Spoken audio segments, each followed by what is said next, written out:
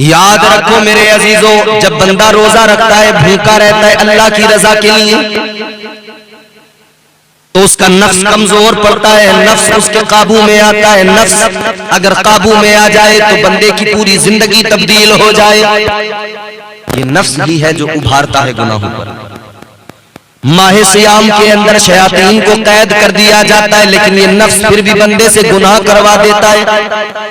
इसीलिए फरमाया तुम रोजा रखो ताकि नफ्स तुम्हारा कमजोर हो जाए, तुम्हारे काबू में आ जाए और रब राजी हो जाए। और परवरदिगार ने अजर कितना रखा, फरमाया अस्सौमु ली व अना अजज़ी बिही। अल्लाह ताला ने ऐलान फरमाया रोजा मेरे लिए है और इसकी जजा भी मैं अता करूंगा। फरमाया परवरदिगार ने रोजा मेरे लिए है, बंदा मेरी खातिर, मेरी मोहब्बत में, मेरी रजा के लिए, मुझे राजी करने के लिए भूखा रहता है, प्यास की शिद्दत को बर्दाश्त करता है, तो इसकी जजा भी मैं अदा करूंगा। अब वो करीम नवाजेगा, वो करीम जजा देगा, तो फिर अंदाजा क्या लगाया जाए कि वो कितना नवाजेगा। वो नवाजने पे आए तो नवाज दे जमाना, वो नवाजने पे आए तो नवाज दे जमाना। वो करीम ही जो ठहरा तो करम का क्या ठिकाना। जब वो रब नवाजे तो उसकी नवाजिशात का क्या कहना, उसकी अताओं का क्या कहना। वो परवरदिगार चाहे तो लम्हों में गदाओं को, भिखारियों को बादशाह बना दे, और लम्हों में वो रब चाहे तो बड़े बड़े बादशाहों को भिखारी बना दे। और तारीख गवाह है, जो बादशाह गुजरे हैं आज उनकी नस्लें, उनका गुजारा करना मुश्किल है। उनकी जिंदगियां इतनी दुश्वार हो गई हैं कि आज उनकी हालत ये है कि वो दूसरों के ऊपर निर्भर हो चुके हैं और उन्हें अपनी जिंदगियां गुजारना दुश्वार हो रहा है। अल्लाह ताला ने फरमाया मैं रोजे की जजा अता करूंगा। और इसका तर्जुमा बाज सूफिया ने, बाज उलमा ने यूं फरमाया कि अल्लाह ताला गोया बंदों से फरमा रहा है, ऐ मेरे बंदो रोजा मेरे लिए है और इसकी जजा भी मैं हूं। मतलब ये हुआ रोजा रब के लिए, जजा भी खुदा। तो जिसे रब मिल जाए उसे जग मिल जाए, उसे सब मिल जाए। रोजा रखे तो सही बंदा, हर चीज की ज़कात है। माल कमाया, दौलत जमा की, उसकी ज़कात है। 2.5% अपने माल की ज़कात बंदा निकालता है। मगर ये रोजा जो है ये इंसान के बदन की ज़कात है। मेरे आका ने फरमाया रोजा बदन की ज़कात है कि बंदा जब रोजा रखता है तो गोया ये अपने जिस्म की, अपने बदन की ज़कात अदा कर रहा है। इसकी फजीलतों पर बात करें, खुदा की कसम बात खत्म नहीं होगी, रात खत्म हो जाएगी, जिंदगियां तमाम हो जाएंगी, मगर इसकी फजीलतें हम मुकम्मल बयान नहीं कर सकते। मेरे मुस्तफा करीम ताजदार मदीना सल्लल्लाहु ताला अलैहि वसल्लम ने फरमाया कयामत के दिन रोजेदारों के लिए सोने का एक दस्तरखान रखा जाएगा। सुभान अल्लाह, सोने का दस्तरखान रखा जाएगा। और उस पर क्या होगा? फरमाया मेरे आका ने रोजेदारों के लिए सोने का दस्तरखान लगाया जाएगा और उस पर मछली होगी। रोजादार उस दस्तरखान से खाते होंगे और तमाम लोग उनको देखते होंगे। ये रोजेदारों का मकाम है। रोजा रखने पर जितना सवाब है, इफ्तार कराने पर भी उतनी सवाब है। फरमाया मेरे मदनी करीम ताजदारे मदीना वाली कायनात में कि बंदा जब किसी को इफ्तार कराता है, अगर रोजेदार को इफ्तार कराया तो जितना सवाब अल्लाह रोजेदार को अता फरमाएगा उतना ही सवाब अल्लाह इसको भी अता फरमाएगा जिसने इफ्तार कराया। अब कोई ये ना सोच ले कि जब अल्लाह इसको रोजा इफ्तार कराने पर ही इतना सवाब दे रहा है तो रोजा रखने की जरूरत क्या, इफ्तार करा दो उतनी सवाब मिल जाएगा। याद रखना रोजा इफ्तार कराने पर बेशक अल्लाह उतना ही सवाब अता फरमाता है, लेकिन जो तुझ पर अल्लाह ने रोजा फर्ज किया है, तू अगर रोजा नहीं रखेगा तो वो तुझ पर कर्ज रह जाएगा, हिसाब तुझे देना पड़ेगा। उधर सवाब रोजादार को इफ्तार कराने पर हासिल तो करो, मगर अपना रोजा कभी भी तर्क ना करो, अपना रोजा कभी न छोड़ो, क्योंकि तुम जानते हो मेरे अजीजो आका ने फरमाया रोजा इफ्तार कराने पर सवाब है, मगर मेरे आका ने फरमाया अगर कोई रोजा छोड़ दे, तर्क कर दे, क्या कफारा बनता है? फरमाया कफारा ये बनता है कि अगर रोजा तर्क कर दिया तो एक रोजे के बदले 60 रोजे, एक के बदले 60। एक रखने में जो आदमी घबरा जाए और एक ना रखे, वो 60 क्या रख पाएगा? और इसकी और भी तरीके बयान फरमाए गए कि अगर 60 रोजे नहीं रख सकता है तो फिर 60 गुलाम आजाद कर दे, वो भी नहीं कर सकता है तो 60 मिस्कीनों को खाना खिला दे। लेकिन एक बात याद रहेगी, बाकी चीजें उस वक्त हैं जब ये रोजा रखने की हालत में ना हो। एक रोजा छोड़ दिया, 60 रखने हैं, लेकिन रोजा रखने की हालत में नहीं है, कमजोर है, बीमार है, लागर है, नहीं रख पाएगा, जिस्म में जान नहीं है, तो एक के बदले 60 नहीं रख सकता। तो इसके लिए गुंजाइश रखी गई कि तू गुलाम आजाद कर दे, और अगर इतनी मालो दौलत भी नहीं है तो फिर एक काम कर, 60 मिस्कीनों को खाना खिला दे। और इस तरह की हमें एक रिवायत मिलती है, एक शख्स हुजूर की बारगाह में हाजिर हुए, अर्ज करने लगे, एक सहाबी, या रसूल अल्लाह जुर्म हो गया। वो हुजूर की बारगाह में आते थे, उनका ईमान था कि अगर कोई जुर्म हो जाए, कोई गुनाह हो जाए तो फिर उसका हल कहीं और नहीं है, बारगाह रसूल में ही है। ताजदारे मदीना की बारगाह में आकर अर्ज करने लगे, या रसूल अल्लाह जुर्म हो गया, गुनाह हो गया, आका करम फरमाइए, रोजा मैंने रख लिया था मगर मैंने रोजा तोड़ दिया, ये जुर्म मुझसे हुआ। हुजूर की बारगाह, प्यारे आका की बारगाह में अर्ज किया, हुजूर रोजा तोड़ दिया, क्या करूं? मेरे आका ने फरमाया कफारा अदा कर, 60 रोजे एक के बदले। या रसूल अल्लाह नहीं रख सकता, 60 कहां से रखूंगा? वो एक रख लिया था, वो पूरा न कर पाया। आका कमजोर हूं, लागर हूं, नहीं रख सकता। ताजदारे मदीना ने फरमाया फिर काम कर ले, 60 रोजे नहीं रख सकता तो गुलाम आजाद कर। आका वो भी नहीं कर सकता, गरीब हूं। या रसूल अल्लाह नहीं कर सकता। मेरे आका ने फरमाया फिर यूं करके 60 मिस्कीनों को खाना खिला दे, 60 मिस्कीनों को खाना खिला दे। अर्ज करने लगे, या रसूल अल्लाह ये भी नहीं कर सकता, मैं तो खुद गरीब हूं, मैं तो खुद मिस्कीन हूं, मैं कैसे खिलाऊंगा? मगर बारगाह वो मेरे हुजूर की है, मेरे हुजूर तो रहमत बन के आए हैं। अल्लाह ने फरमाया वमा अरसलनाका इल्ला रहमतल लिल आलमीन। अल्लाह ने महबूब को कायनात के लिए रहमत बनाकर भेजा, मुस्तफा रहमत बनकर आए। मुस्तफा ने फरमाया बैठे रहे, ये आका की बारगाह में बैठे रहे, हुजूर की बारगाह में लोग आते रहे जाते रहे, अपने मामलात अपनी बातें करते रहे। एक इंसान, एक सहाबी आका की बारगाह में आए, खजूरों का एक टोकरा लेकर आए, लाकर आका की बारगाह में पेश किया। या रसूल अल्लाह, ऐ ताजदारे मदीना, आपकी खिदमत में लाया हूं, कबूल फरमा लीजिए। मेरे आका ने कबूल फरमाया और फिर मेरे आका ने फरमाया, ऐ सहाबी इधर आओ। जी हुजूर आ गए। हुजूर ने फरमाया ये खजूरें उठाओ, जाओ लेकर जाओ, मिस्कीनों को खिला दो, 60 को खिला कर आना, तुम्हारा कफारा अदा हो जाएगा। सुभान अल्लाह। मेरे आका ने फरमाया लेकर जाओ, 60 मिस्कीनों को खिलाओ। लेकिन ये हाथ जोड़ के अर्ज करने लगे, या रसूल अल्लाह मेरे माँ बाप आप पर कुर्बान हो जाए आका, मुझसे बड़ा मिस्कीन कौन है? मेरे बच्चों से बड़ा मिस्कीन कौन है आका? सब जानते हैं हमसे बड़ा, हमारे बच्चों से बड़ा मिस्कीन कोई नहीं। तो रहमत वाले नबी मुस्कुराए, फरमाया एक काम कर, ये खजूरें उठा अपने घर लेके जा, तू भी खा, अपने बच्चों को भी खिला, तेरा कफारा अदा हो जाएगा। ये बारगाह मुस्तफा है।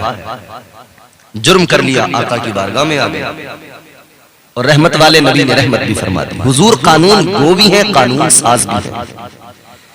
मेरे मुस्तफा करीम ताजदारे मदीना कानून जब चाहे अल्लाह ने इख्तियार दिया तब्दील फरमा दे, उसमें तरमीम कर दे। आजकल हमारे यहाँ हुकूमतें करती हैं ना, पिछली हुकूमत ने कोई कानून बनाया, अगली हुकूमत आई, उसने उस कानून में बदलाव कर दिए, तरमीम कर दी गई। कानून बनते रहते हैं, तरमीम होती रहती है, मगर याद रहे परवरदिगारे आलम खालिके कायनात के कानून में कोई तब्दीली, कोई बदलाव नहीं आता। अल्लाह ने जो कानून बना दिया कोई उसे बदल नहीं सकता। एक जात मेरे मुस्तफा की है, एक जात मेरे आका की है कि हुजूर चाहे तो अल्लाह ने इख्तियार दिया है, अल्लाह ने ये पावर दी है। महबूब ना आदम बदल सकते हैं, ना ईसा तक कोई भी पैगंबर बदल सकता है, कोई रसूल बदल नहीं सकता। कानून मेरा कोई नहीं बदल सकता, लेकिन हबीब आपको इख्तियार है। आप चाहे तो कानून में तरमीम कर सकते हैं, आप चाहे तो कानून बदल सकते हैं। हुजूर चाहे तो कानून बदल सकते हैं। मेरे हुजूर के अलावा अल्लाह ताला ने ये किसी को पावर नहीं दी है कि कोई बदलाव कर सके अल्लाह के कानून में। तो एक रोजा छोड़ने के ताल्लुक से मैं अर्ज कर रहा था, अगर ताकत जिस्म में नहीं है, कमजोर है, बीमार है, लागर है, नहीं रख पाएगा, एक के बदले 60 मर जाएगा, बीमार पड़ जाएगा, तो उस सूरत में फरमाया गया कि फिर ये रास्ते हैं गुलाम आजाद करने वाले, या फिर ये रास्ता मिस्कीनों को, 60 मिस्कीनों को खाना खिलाने वाले। लेकिन हमारे यहाँ लोग नहीं समझते, रोजा छोड़ दिया और ये एहसास नहीं कि हमें इसके बदले कल कयामत के दिन अल्लाह के हुजूर खड़े होंगे तो अल्लाह फरमाएगा तूने रोजा छोड़ा था, अब जवाब देना मुश्किल हो जाएगा। इधर कफारा नहीं दे पाते, एक के बदले 60, एक रख लेते तो 60 की नौबत क्यों आती? जो एक नहीं रख पा रहा वो 60 क्या रखेगा एक के बदले?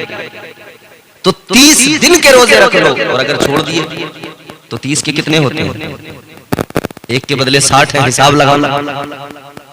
अल्लाह अकबर, अल्लाह अकबर। याद रखो मेरे अजीजों, रहमतें बरस रही हैं, अल्लाह ताला बंदों पर करम फरमा रहा है। वो नेमतें जो आम दिनों में लोगों को मैसर नहीं होती, रमजान की बरकत है। रमजान में बंदा रोज वो नेमतें खाता है। बड़े बड़े मालदारों के घरों में हमने देखा है रोजाना कई कई किस्म के फ्रूट्स, कई कई किस्म के खाने बड़े बड़े अमीरों के यहाँ नहीं बनते। मगर ये रमजान का फैजान है, ये अल्लाह ताला की रहमतें हैं और उसकी नाजिल करदा बरकतें हैं कि गरीब के घर में भी कई कई किस्म की चीजें खाने को अल्लाह अता फरमा देता है। ऐ मेरे अजीजों, अल्लाह ताला रमजान में रहमतें बरकतें नाजिल करता है, तो रमजान की कद्र करो, रमजान का एहतराम करो, रब की नेमतें खाओ, खाते जाओ, रब का शुक्र अदा करते जाओ, रोजे रखते जाओ। ये ना हो कि खा तो रहे हैं और शुक्र अदा नहीं कर रहे उसका, रोजे नहीं रख रहे। रोजे रखो, जिंदगी कितनी बदल जाएगी आप खुद महसूस करना। रोजा रखने से रोजा बंदे को तकवा शियार बनाता है, रोजा रखने से बंदा परहेजगार बन जाता है। उसका नफ्स फिर उसे गुनाहों की तरफ नहीं लेकर जाता। मैं बारहा अपने बयानात के अंदर ये बात बयान कर चुका हूं, करता रहता हूं। आज फिर मैं चाहता हूं कि एक बार फिर मैं आपके सामने ये बात वाज़ेह कर दूं और बता दूं कि नफ्स की कई किस्में हैं। पहली किस्म नफ्से अम्मारा, कुरान ने बयान किया, हर मोमिन हर काफिर के पास है, सिर्फ गुनाहों की तरफ लेके जाता है, गुनाहों की रग़बत, गुनाहों की तरफ लेके जाता है। लेकिन मेरे अजीजों, नफ्स की कई किस्में हैं, नफ्स लव्वामा, नफ्स मुल्हिमा, नफ्स मुतमइन्ना। और ये नफ्स मुतमइन्ना वो मंजिल है कि जब बंदा इस मंजिल पे पहुंचता है, उसका नफ्स नफ्स मुतमइन्ना बन जाता है, तो फिर वो कभी भी गुनाहों की तरफ नहीं लेके जाता, गुनाहों की दावत नहीं देता, बल्कि हमेशा नेकियों की तरफ रग़बत दिलाता है, नेकियों की दावत देता है। नफ्स मुतमइन्ना के ताल्लुक से अल्लाह ने कुरान मजीद में फरमाया, या अय्यतुहन नफ्सुल मुतमइन्ना इरजिई इला रब्बिकी रादियतम मर्दिया फदखुली फी इबादी वदखुली जन्नती। ये नफ्स मुतमइन्ना की मंजिल है। अल्लाह का कुरान कहता है, ऐ इत्मीनान वाली जान, ऐ नफ्स मुतमइन्ना, तू अपने रब के हुजूर इस हाल में वापस लौट कि तुझसे तेरा रब राजी हो और तू अपने रब से राजी हो। परवरदिगार तुझसे राजी हो, तू अपने परवरदिगार से राजी हो, रब तुझसे राजी हो, तू रब से राजी हो। ये नफ्स की वो मंजिल है जिसे नफ्स मुतमइन्ना कहा जाता है। अजीजान गिरामी और कद्र गौर फरमाए। अब नफ्स क्या है? सूफिया फरमाते जब अल्लाह ने नफ्स को पैदा फरमाया तो परवरदिगार ने फरमाया, नफ्स से कहा अल्लाह ने कि बता मैं कौन हूं। अल्लाह ने सवाल किया, अल्लाह ताला ने फरमाया बता मैं कौन हूं। इसने जवाब दिया, अंता अंता अना अना, तू तू है मैं हूं। सवाल क्या था अल्लाह का और इसने जवाब क्या दिया? परवरदिगार आलम की बारगाह में इसने कहा तू तू है मैं हूं। पता लग गया ये मैं वाला जो सिस्टम और मैं वाला जो मामला है ना, ये नफ्स की वजह से है। नफ्स ही है जो हर बंदे से कहता है कि अपने आप की तारीफ और अना पसंदी उसके अंदर जो आती है, नफ्स कहता है तू ही तो सबसे अच्छा है। फिर बंदा कहता है मैं सबसे अच्छा, मैं सबसे बेहतर। जबकि ये भी सच्चाई है कि हमारे बारे में दूसरा इतना अच्छा नहीं जानता जितना अच्छा हम खुद को जानते हैं, और हम दूसरों को इतना अच्छा नहीं जानते जितना अच्छा हम खुद को जानते हैं। दूसरों के ऐब हम तलाश करते हैं, अपने तो हमें ऑलरेडी सब मालूम है, पता है। तो जिन ऐबों की वजह से हम दूसरों से नफरत कर रहे हैं और उन्हें बुरा कह रहे हैं, उनकी रुसवाई पे आमादा हैं, वो ऐब हमारे अंदर भी है। इतना ही बुरा हम खुद को भी जान ले जितना हम दूसरे को उस ऐब पर, उस बुराई पे जान रहे हैं। दूसरे के अंदर खामी है, बुराई है, हम उसको बुरा कह रहे हैं, बुरा जान रहे हैं, लेकिन वही बुराई अपने अंदर भी है। झूठे को झूठा कह रहे हैं, उसको बुरा कह रहे हैं, मगर खुद भी झूठे हैं। दूसरे को बुरा बाद में जानो, पहले अपने आप को उससे ज्यादा बुरा समझो कि भाई मैं झूठा हूं, कितना बुरा आदमी, मैं गीबत करता हूं, कितना बुरा आदमी हूं। सोचो, ये सब सोचो ना अपने बारे में, अपने बारे में सोचो। मैं हसद मेरे सीने के अंदर है, दिल के अंदर है, मैं अपनों से हसद करता हूं, अपने मोमिन भाइयों से हसद करता हूं। सोचो फिर अपने बारे में कि मैं कितना बुरा हूं। जिन अयूब की वजह से दूसरों को बुरा जानते हो, वो अयूब तो अपने अंदर भी मौजूद है। तो अपने आप को सबसे पहले बुरा जानो, दूसरे के ऐब जानने में वक्त लगेगा। अपने तो सारे मालूम है क्योंकि अपने अंदर है। और बंदा अगर इतना सा काम कर ले अपने आप को उन अयूब की वजह से, उन खराबियों की वजह से बुरा जान ले, तो फिर यकीनन वो अच्छा बनने की कोशिश करेगा। वो अगर खुद को देख ले रही मैं कितना कमीना, कितना गंदा, कितना निकम्मा हूं, मैं शराब पीता हूं, तो जितना दूसरे शराबी को बुरा समझता है उससे ज्यादा अगर खुद को बुरा समझ लिया ना, तो फिर शराब छोड़ देगा। फिर ख्याल आएगा यार मैं अच्छा बन गया, बुराइयां छोड़ देगा, अच्छाइयों की अपने अंदर एक आग सी लगाएगा और अच्छा बनने की कोशिशों में लग जाएगा। यकीनन कोशिश करना चाहिए कि हम अच्छे बने, अपने आप को अच्छा बनाओ, बेहतर बनाओ, अल्लाह से तौबा करो, डरो परवरदिगार से। वो परवरदिगार जो आंखों की खयानत जानता है, दिलों के भेद जानता है, बंदों की हकीकत जानता है, जो छुप कर किए वो भी रब जानता है, जो खुल कर किए जाहिरी तौर पे वो भी रब जानता है। गुनाहों की सजा भी वही देगा, नेकियों पर जजा भी वही अता करेगा। जिंदगी मौत का मालिक वो है, इज्जत जिल्लत उसकी जानिब से है। हर चीज पर मुकम्मल कंट्रोल और इख्तियार उस रब का है, तो उससे डरना चाहिए। बंदा तौबा करे, अपने रब से डरे, और खास तौर में माह रमजानुल मुबारक में अल्लाह से डर कर तौबा करके खुद को परहेजगार बनाए, तकवा शियार बनाए। तकवा वो बड़ी शय है कि अल्लाह ताला ने कुरान में फरमाया इन्ना अक्रमकुम इंदल्लाहि अत्काकुम। कुरान की आयत का मफहूम है अल्लाह ताला इज्जत देता ही उसको है जो तकवा शियार होता है। और अल्लाह के यहाँ जो इज्जत मिलेगी, अल्लाह के नजदीक जो इज्जत अल्लाह अता फरमाएगा ना, अल्लाह की यहाँ जो इज्जत बरोज़े हाशिर जो इज्जत मिलेगी। चलो यहाँ तो हमने अपने ऐब छुपा लिए, अच्छे बन के घूम रहे हैं, उजला लिबास पहन लिया, बेहतरीन चमचमाते सफेद कपड़े पहन लिए, लोग हमारा जाहिर देख रहे हैं, सलाम कर रहे हैं। कहीं पहुंचे तो हमें कुर्सी भी मिल गई, बैठ गए, इज्जत मिल गई। मगर मैदान महशर में वहां तो कपड़े नहीं होंगे जिस्म पर, तो कपड़ों के एतबार से, कपड़ों की बुनियाद पर तो इज्जत का मतलब ही खत्म हो गया। कपड़ों की बुनियाद पर यहाँ इज्जत जितनी लेनी हो ले लो। हश्र में ताजदारे मदीना वाली कायनात ने फरमाया, मेरे मुस्तफा करीम का ऐलान है, बरोज़े हश्र अल्लाह ताला कब्रों से उठाएगा और एक एक कब्र से 70 निकल के आएंगे। आका ने फरमाया, सबसे पहले मैं अपनी कब्र से निकल के आऊंगा, फिर मेरे बाद में सब आएंगे और एक एक कब्र से 70 निकल के आएंगे। मेरे मुस्तफा करीम ने फरमाया, सब बरहना होंगे, जिस्म पर किसी के लिबास नहीं होगा।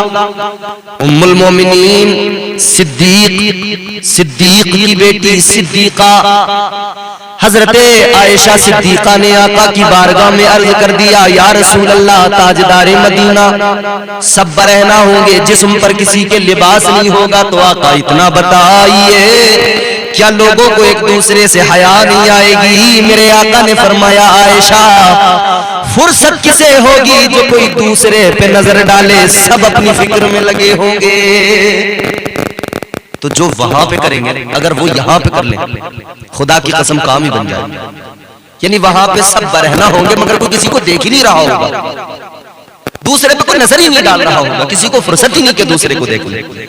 और अगर यही हम यहां कर ले कि दूसरों पे नजर ही ना डालें, दूसरों की नजर डालने की फुर्सत ही खत्म कर दे, वो क्या कर रहा है, ये क्या कर रहा है, ये कैसा है, वो कैसा है, उसके कपड़े, इसके जूते, इसका टोपी, इसका रुमाल, इसकी सदरी, इसकी शेरवानी, इसका कोट, अगर ये सब चीजें अगर हम यहीं पे वो वाली कर दें, हम सोच लें कि बस अपनी फिक्र में लग जाए, अपनी में लग जाए, अपने आप को देखें, सारा मसला हल हो जाएगा, वहां यहीं पे हल हो जाएगा।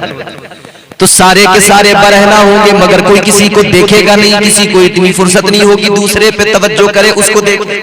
ये तो सारी फुर्सत यहीं लिए बैठे हैं जो दूसरों को देख रहे हैं, यहाँ अपने आप को बिल्कुल नहीं, अपनी फिक्र बिल्कुल नहीं। यहाँ तो आदमी अपने दुख से परेशान नहीं, दूसरे के सुख से परेशान। मेरे हुजूर फरमाते, एक एक कब्र से 70 निकल के आएंगे। ताजदारे मदीना ने फरमाया, मेरे मुस्तफा करीम ने फरमाया, हजरत सालेह अलैहिस्सलाम अपनी ऊंटनी पर बैठ कर आएंगे। सहाबा ने अर्ज किया, या रसूल अल्लाह, जब वो अपनी ऊंटनी पर बैठ कर आएंगे तो आप भी फरमाइए, क्या आप भी अपनी ऊंटनी पर बैठ कर आएंगे? मेरे आका ने फरमाया, नहीं। या रसूल अल्लाह, आप अपनी ऊंटनी पर बैठ कर नहीं आएंगे तो कौन आपकी ऊंटनी पर बैठ कर आएगा? मेरे आका ने फरमाया, ऐ मेरे सहाबा, मैं अपनी ऊंटनी पर बैठकर नहीं आऊंगा, मेरी ऊंटनी पर बैठकर मेरी लाडली बेटी सैयदा फातिमा आएगी।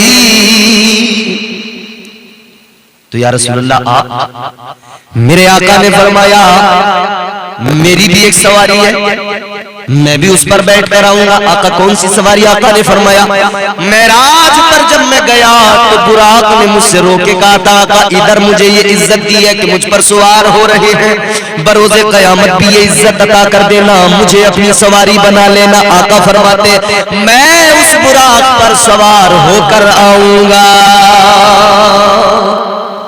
हुजूर उस बुराक पर सवार होकर आए, वहां पर अल्लाह के हुजूर। अब कपड़ों से इज्जत नहीं, कपड़े नहीं है जिस्म पे, अब चमक दमक सब खत्म, अब इज्जत किस बुनियाद पर?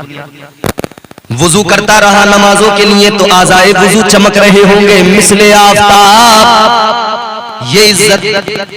सजदे किए, सर झुकाया तो पेशानी चमक रही होगी, ये इज्जत वहां मिलेगी। इज्जत अल्लाह ताला इज्जतें अता फरमाएगा, परवरदिगार वहां पर करम फरमाएगा, फजल फरमाएगा। इज्जत वहां तो वहां की इज्जत चाहते हो तो यहाँ पर पहले अपने आप को बेहतर बनाओ। मगर आदमी इधर लग गया, मैं ऐसा, मैं वैसा, मैं ऐसा, मैं वैसा, मैं ऐसा, मैं वैसा। तो ये क्या है? नफ्स है जो कहता है कि तू अच्छा है, तू आला है, तू अफजल है। रमजान में भी लोग मैं का शिकार हो जाता है, मैं ऐसा इफ्तार करता हूँ, मैं ऐसा सहरी में इंतजाम करता हूँ, मैं यूं करता हूँ, मैं अपने बच्चों को ये खिलाता हूँ, वो तू खिलाता खिला, अल्लाह तुझे दे रहा है। मगर ये भी सोच, तेरे बच्चे तो आला किस्म के पकवान खाते हो और तेरे ही महल्ले में, तेरी ही गली के नुक्कड़ पे गरीब हो, और उसके बच्चे भी अगर रमजान में, उसके बच्चे अगर रमजान में तरसते हो और सिर्फ पानी और खजूरों पर वो अपना गुजारा करते, और खजूर भी वो कि जो तू अपने बच्चों को खिलाना पसंद ना करे, तो वो गरीब के बच्चे जो तरस रहे हैं याद रखना तुझे क़यामत के दिन हिसाब देना पड़ेगा। अल्लाह ने तुझे नवाजा है तो उन गरीबों का भी ख्याल रखना। माहे सियाम माहे रमजानुल मुबारक के अंदर अपने बच्चों को आला किस्म के पकवान खिलाने वालों, कई कई तरह के फ्रूट्स लाकर अपने बच्चों को खिलाने वालों, गरीबों को भी देखा करो, गरीबों के बच्चों की भी फिक्र किया करो, गरीबों के बच्चों का ख्याल किया करो। गरीब कोई ऐसा ना हो कि घर में सिसकियां ले रहा हो, कोई अपने बच्चों को अच्छी चीजों का इंतजाम ना करके देने के सबब रो रहा हो, ऐसा ना हो। ख्याल रखो वरना भारी पड़ जाएगा उधर साथ। माहे रमजानुल मुबारक के अंदर अपने पड़ोसियों, अपने आसपास के लोगों को देखो किसके यहाँ पे राशन नहीं है, अल्लाह ने तुम्हें नवाजा है, दिया है, तेरे घर में कमी नहीं आएगी। तू गरीब के घर में 10 किलो राशन पहुंचाएगा, अल्लाह तुझे उसका 70 गुना बढ़ा कर अता फरमाएगा। अल्लाह का वादा है, तू उसकी राह में खर्च तो कर, रमजान एक दोगे अल्लाह 70 बढ़ा के देगा। अल्लाह की जात पर भरोसा रखो और अल्लाह की जात पर तवक्कुल करते हुए गरीबों की मदद करो। पड़ोस में, मोहल्ले में, आसपास में, रिश्तेदारों में, भाई कोई हो, कोई बहन हो, गरीब हो तो उन्हें ले जाकर दो, उन्हें खिलाओ ताकि उनकी दुआ तुमको मिले। उधर दुआ उस गरीब के बच्चों की मिलेगी, अल्लाह ताला तेरा घर भर देगा, तेरे बच्चे सलामत रहेंगे। मगर ऐसा कंजूस आदमी भी है कि रमजान के महीने में भी, इस मुकद्दस पाकीज़ा माह रमजानुल मुबारक के अंदर भी किसी को 1 रुपया देने को तैयार नहीं है। अल्लाह फजल फरमाए और हमें देने वाला बनाए। तो अल्लाह ताला ने नफ्स से फरमाया कि बता मैं कौन हूँ। उसने कहा अंता अंता अना अना, तू है, मैं हूँ। अल्लाह ने फरमाया फरिश्तों लेकर जाओ, दोज़ख में डालो। फरिश्तों ने ले जाकर दोज़ख में डाल दिया। कितना अजाब दिया गया, फरमाया गया 300 साल तक इसको दोज़ख में रखा गया, अजाब दिया गया।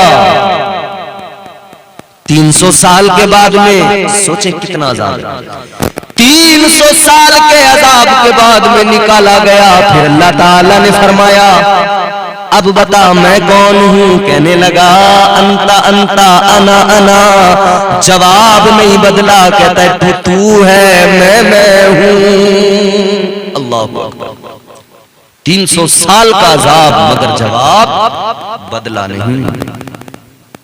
फिर डाला गया दोज़ख में, फिर 300 साल का अजाब, फिर 300 साल तक दोज़ख में जलाया गया। फिर जब बाहर निकाला गया, परवरदिगार आलम ने फरमाया बता मैं कौन हूं। कहने लगा अंता अंता अना अना, तू है, मैं हूं। अल्लाह। 300 साल अभी भी अजाब दिया गया, जवाब नहीं बदला। ये नफ्स कितनी खतरनाक चीज है, इसका 300 साल तक अजाब के बावजूद भी जवाब नहीं बदला है मेरे अजीजों। अब फरिश्तों ने कहा मालिक 3 मरतबा सवाल तो कर लिया, इसका जवाब नहीं बदलता, या अल्लाह क्या करें? फिर दोज़ख में लेकर जाए। अल्लाह ने फरमाया नहीं, तो या अल्लाह क्या करें? फरमाया इस पर भूख का बोझ डालो, सजदों का बोझ डालो, इबादत का बोझ डालो, भूख का बोझ डालो। भूख का बोझ जब इसके ऊपर डाला गया, भूख के दरवाजे खोले गए, भूख का बोझ डाला गया, इबादतों का सजदों का बोझ डाला गया। फिर अल्लाह ने फरमाया अब बता मैं कौन हूं। कहने लगा तू मेरा परवरदिगार है, तू मेरा खुदा है। तो पता लगा जब तक इस पर भूख का बोझ नहीं डाला जाए, सजदों का बोझ नहीं डाला जाए, इसका जवाब नहीं बदलता। यानी नफ्स काबू में नहीं आता, नफ्स को काबू में करना है। ये अजाब से काबू में नहीं आया, ये इबादतों से काबू में आया है, ये रोजों से यानी भूख से काबू में आया। अल्लाह ने निजाम भी वही दिया। 1 माह के रोजे फर्ज फरमा दिए कि मेरे बंदो रोजे रखोगे, भूखे रहोगे। वंशज हैं आप, किसके वंशज हैं आप? बाबर के वंशज हैं, फलां के वंशज हैं। दज्जाली मीडिया हमारा, इस मीडिया ने तबाह कर दिया। मगर मैं ये कहना चाहता हूं, हमसे ये सवाल ना करो हम किसके वंशज हैं। इतना जान लो हम उसकी औलाद हैं जिसे अल्लाह ने जन्नत से भेजा जमीन पर, तो उसका पहला कदम हिंदुस्तान की सरजमीन पर रखा गया था। आज श्रीलंका है अलग, कल तो इसी मुल्क का हिस्सा था। अच्छा, एक और अजीब तमाशा, हजरत हम किसी बादशाह की कोई तरफदारी तो कर नहीं रहे हैं, मगर एक बात कहना चाहते हैं, बड़ी दिक्कत होती है। वहां से आए आक्रमण कर दिया, वहां से आए आक्रमण कर दिया। बाबर आया, उसने आक्रमण कर दिया। होता नहीं, सुनते नहीं आप लोग? मोबाइल में आप सुनते रहते होंगे ऐसी न्यूज, बाबर ने आकर ये तोड़ दिया, वो तोड़ दिया, बाबर आया, बाबर आया, बाबर। कहां से आया? कहते हैं अफगानिस्तान से आया। अकल मारी गई, पत्थर अकल पे पड़ गए। अबे आज अफगानिस्तान अलग मुल्क है, कल तो हिंदुस्तान का हिस्सा था। कल अफगानिस्तान इसी मुल्क का हिस्सा था, तो अगर बाबर अफगानिस्तान से आया था तो दर हकीकत वो भारत का ही रहने वाला तो था, क्योंकि कल तो अफगानिस्तान भारत का हिस्सा था।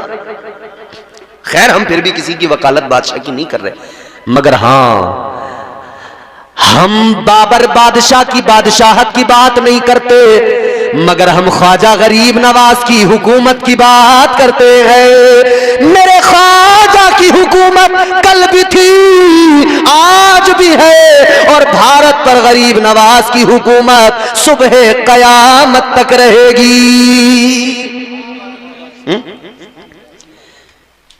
तुम तो आले रसूल हो ख्वाजा, तुम तो आले रसूल हो ख्वाजा, बाग़े जन्नत का फूल हो ख्वाजा। आज हम कलमा पढ़ते हैं किस लिए? कि हमें कलमा ख्वाजा ने पढ़ाया है। मस्जिदों में अजानें होती हैं इसलिए कि ये अजान मस्जिदों में कैसे होती है ये गरीब नवाज ने सिखाया है। आज ये जो कुरान की तिलावतें घर घर हो रही हैं, मदारिस में हो रही हैं, ये कुरान की तिलावत गरीब नवाज ने सिखाई है, ताजदार अजमेर ने सिखाया है, ये अजमेर के बादशाह का सदका है। हम पे यादें हैं वजीरों में गिने जाते हैं, चिश्तिया दर के फकीरों में गिने जाते हैं। जब से ख्वाजा ने इनायत की नजर डाली है, कांच के टुकड़े थे हीरों में गिने जाते हैं। वो गरीब नवाज के हिंदुस्तान में इस्लाम का परचम लहराया, इस्लाम फैलाया, कलमा लोगों को पढ़ाया, आका का गुलाम बनाया। अल्लाह की कसम, वो गरीब नवाज, वो ताजदारे अजमेर, अल्लाह ने वो शान अता की, वो इज्जत, वो मकाम अता किया कि भेजा मेरे मुस्तफा ने चुनकर, ऐ मोइनुद्दीन हिंदुस्तान जाओ। भेजने वाले मुस्तफा, आने वाले गरीब नवाज। तो जब आका ने भेजा हो और इस ये कहकर भेजा हो कि जाओ भारत के लोगों को कलमा पढ़ाओ, भारत वालों अपनी किस्मतों पे नाज करो। आका को हम सब की इतनी फिक्र थी कि हुजूर ने हमें जहन्नम से बचाने के लिए अजमेर का राजा बनाकर, भारत का राजा बनाकर गरीब नवाज सरकार को भेज दिया। फिर मेरे गरीब नवाज सरकार ने तबलीग की। क्या अंदाज था तबलीग का? इस्लाम की तालीमात को हम किया। अंदाज क्या था? आपने देखा यहां जो भी है वो बस अपने हाथों से बनाए हुए पत्थर के सनम, आज वो देखिए भगवान बने बैठे हैं। जिसे देखिए वो मंदिरों के रास्ते पर है, जिसे देखिए वो पूजा कर रहा है। कैसे इनको समझाएं, कैसे बताएं? एक मौका आया और इतना प्यारा आया कि उसने बहुतों को कलमा पढ़ा दिया। उस मौके की वजह से गरीब नवाज, कौन सा मौका आया? वो मौका कौन सा आया? एक बहुत बड़े पंडित जी थे, बहुत इज्जत थी, बहुत बड़े पुजारी थे, बड़ा सम्मान करते थे लोग उनका, बड़ा सम्मान था, बड़ी इज्जत थी, बड़ा नाम था, बड़ा रुतबा था, बड़े पुजारी थे। लोग जहां देख लेते थे हाथ बांध के खड़े हो जाते थे, झुक झुक के प्रणाम किया करते थे। लोग जहां देखते थे इज्जत करते थे। और उनको एक बेटी भी थी और बेटी भी उनकी बड़ी खूबसूरत, और उन्हें अपनी बेटी से बड़ा प्यार, और हर इंसान को अपनी बेटी से मोहब्बत होती है, बाप को बिलखुसूस। ये रोजाना सुबह को लोटा लेते, मंदिर जाते, दूध लेके जाते, मंदिर से आते, आना जाना चलता था। बेटी एक दिन बोली, अब्बा आप जाते हो, एक दिन हम भी जाकर देखें, हम भी चले जाएं। बाप ने कहा जाओ। बेटी ने दूध का लोटा लिया, पहुंच गई। क्या करने? दूध लेकर पहुंची, पता नहीं था कि इसका करना क्या है, ये समझी कि शायद पिलाते होंगे। पहुंच गई मेरे अजीजों मंदिर के अंदर। इसने जो है अपनी पूजा शुरू की, वो दूध का लोटा अपने भगवान के आगे किया, पत्थर की मूर्ति के आगे किया, कहा पी ले पी ले, मेरा बाबा रोज लेके आता है, आज मैं लेके आई हूं, ले मेरे भगवान पी ले। मगर पत्थर में कैसे हरकत आए, कैसे पिए, ये बड़ी परेशान है। मेरा बाबा आता है तो रोज ये लोटा खाली वापस लेके जाता है, इसे पता नहीं था कि करता क्या है, ये समझती थी पिला के जाता है, इसे पता नहीं था वो चढ़ा के जाता है। अजीजा ने गिरामी उल कद्र गौर फरमाइए, इसने कहा पी ले, एक बार, दो बार, तीन बार कहा, जब कोई हरकत नहीं हुई तो कहने लगी शायद तुम मुझसे नाराज हो, ए मेरे माबूद तू मुझसे नाराज है, अगर तुम मुझसे नाराज है तो मैं तुझे राजी करके जाऊंगी, दूध पिला के जाऊंगी, नहीं पिएगा तो तेरे चरणों में अपना सर पटक के जान दे दूंगी। इसने अपना सर उस पत्थर की मूर्ति पे, उसके पैरों पे पटकना शुरू किया। इसने सर पत्थर पे मारा, एक बार मारा, दूसरी बार मारा, ये सर पत्थर पे मार रही है लड़की कि इसके सर से खून निकलने लगा। मगर इसने तीसरी बार जो सर पत्थर पे मारा, एक हाथ पत्थर के और इसके सर के दरमियान हाइल हो गया।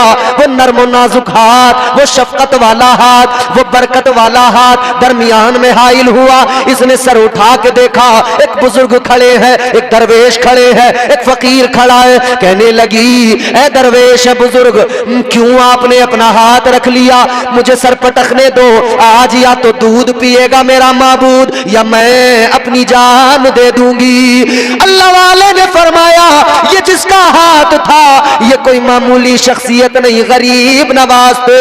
सरकारे गरीब नवाज ने फरमाया तेरी प्रॉब्लम क्या है, मसला क्या है? कहने लगी दूध पिलाना है। ख्वाजा ने फरमाया उसके लिए जान देने की जरूरत क्या, अल्लाह ने जिंदगी दी है, कीमती है, उसका शुक्र अदा कर और जान न दे। अगर दूध ही पिलाना है तो कोई मसला नहीं, पिला दे, पिला दे, इसके आगे रख दे, दूध आगे करके। ख्वाजा गरीब नवाज ने फरमाया ए पत्थर की मूर्ति चल ये दूध उठा और जल्दी पी ले।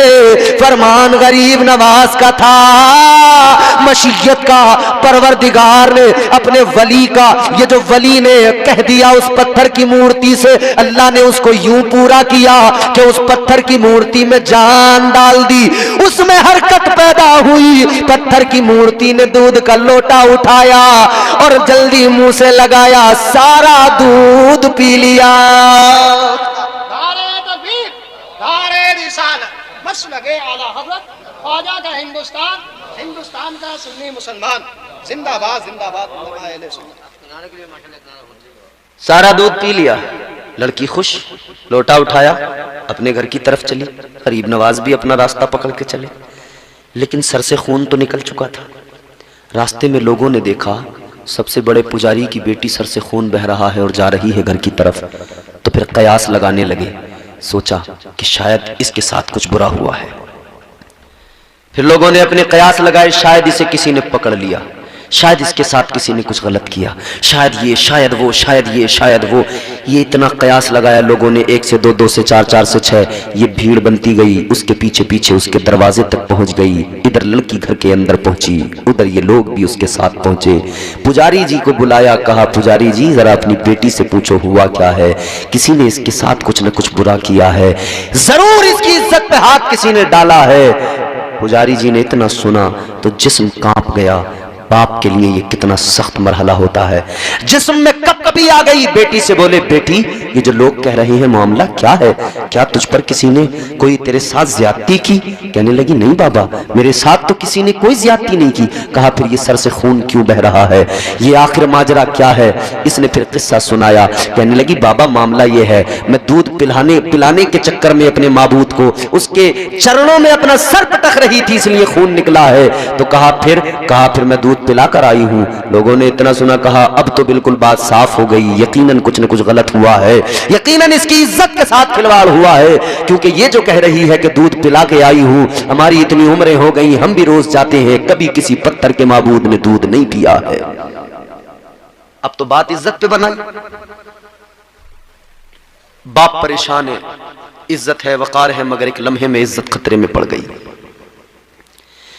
जब बेटी ने सारा मामला समझा तो फिर उसकी आंखों में आंसू आए, अपने बाप से कहने लगी, ए बाबा गलत न समझो, आपकी बेटी अभी भी उतनी ही पाकीज़ा है जितनी पाकीज़ा गई थी, ऐसा कोई मामला नहीं। तो कहा, तू जो ये बात करती है कि दूध पिलाया है, ये कैसे हो सकता है? पत्थर तो कभी दूध नहीं पीते। कहा, मैंने तो पिलाया है। तो कहा, बेटी क्या तू फिर पिला देगी? कहा, पिला दूंगी। तो लोग सारे कहने लगे, चल जरा हमारे सामने पिला, अगर तूने हमारे सामने पिला दिया तो मान जाएंगे, मान लेंगे। ये आगे आगे दूध लेकर चली, पीछे पीछे सब लोग चले, वो पुजारी जी पंडित जी भी चले, पहुंच गए उसी मंदिर के अंदर। दूध का लोटा इसमें आगे करा, आगे रखने के बाद में कहने लगी, ए मेरे माबूद उठा ले, पी ले, ये दूध तेरे लिए लाई हूं। मगर पत्थर तो पत्थर, कोई हरकत नहीं, हिला भी नहीं। लोगों ने देखा तो कहने लगे, देखो हम ना कहते थे ये झूठ बोल रही है, झूठ सामने आ गया। इसने इतना सुना, परेशान हुई, जरा सी गुस्से में भी आ गई, कहने लगी, ऐ मेरे पत्थर के माबूद सुन ले, बात मेरी इज्जत पे बनाई है, दूध लाई हूं, पी ले, अगर ऐसे नहीं पिएगा तो जान ले उसी बाबा को बुला लूंगी, उसी फकीर को बुला लूंगी, फिर तुझे पीना पड़ेगा। इतना कहना था, वली की शान फिर अल्लाह ने जाहिर फरमाई। फिर पत्थर की मूर्ति में हरकत हुई, उसने फिर उठाया, फिर पीना शुरू कर दिया, फिर सारा पी लिया। लोगों की आंखें फटी रह गई, ये क्या मामला, हैरान हो गए, कहने लगे अब हमें पता चल गया, जिसको हम माबूद समझते हैं वो ताकतवर नहीं, ताकतवर तो वो फकीर है, वो दरवेश है, वो ज्यादा इबादत का मुस्तहिक है, कि जिसने इसको अपने काबू में कर लिया और ये उसके नाम से हरकत करने लगा। कहने लगे, बेटी जरा उसका पता बता। कहती है, पता तो नहीं मालूम, लेकिन इतना जानती हूं, इधर जाते देखा है, एक समत बताई, सारे लोग उधर गए। आगे गए तो क्या देखा, गरीब नवाज नजर आ गए, सरकारे गरीब नवाज इनको मिल गए। ये सारे पहुंचे, कहने लगे, बाबा हम जान गए, हम जिसे माबूद मानते हैं वो माबूद नहीं है, आप हमारे माबूद हो, आप हमारे खुदा हो। सरकारे गरीब नवाज ने फरमाया, सुनो, न वो पत्थर के माबूद तुम्हारे खुदा है, न मैं खुदा हूं, खुदा तो वो है जिसने मुझे भी पैदा किया है और पत्थरों को भी उसी ने पैदा किया है। बाबा अब बाद में लड़के की हालत ये, बच्चों का हाल देखे या बीवी का वो लाखों रुपए का मेहर अदा करे, मगर नौजवानों याद रखना, ये मेहर अदा करना जरूरी है। ये जो ख्याल है ना लोगों का कि बस आप माफ करवा लो, क्यों माफ करवा लो? तो कोई फकीर है, भिखारी है। तेरे अब्बा जब रिश्ता करने गए थे तो पूरे प्रधान बन के गए थे, यूं कह रहे थे मेरे लल्ला के तो 5-5 लाख कैश के रिश्ते आ रहे हैं। तो जब तक तू बड़ा अमीर कबीर आदमी था, अब क्यों माफ करवा रहा जी? जब बुलेट की जरूरत थी, जब जवाब में 2 लाख चाहिए थे, तो तू बड़ा अमीर था, बिचौलिया भी 5 बीघे जमीन को सीधा 50 बीघा बता रहा था।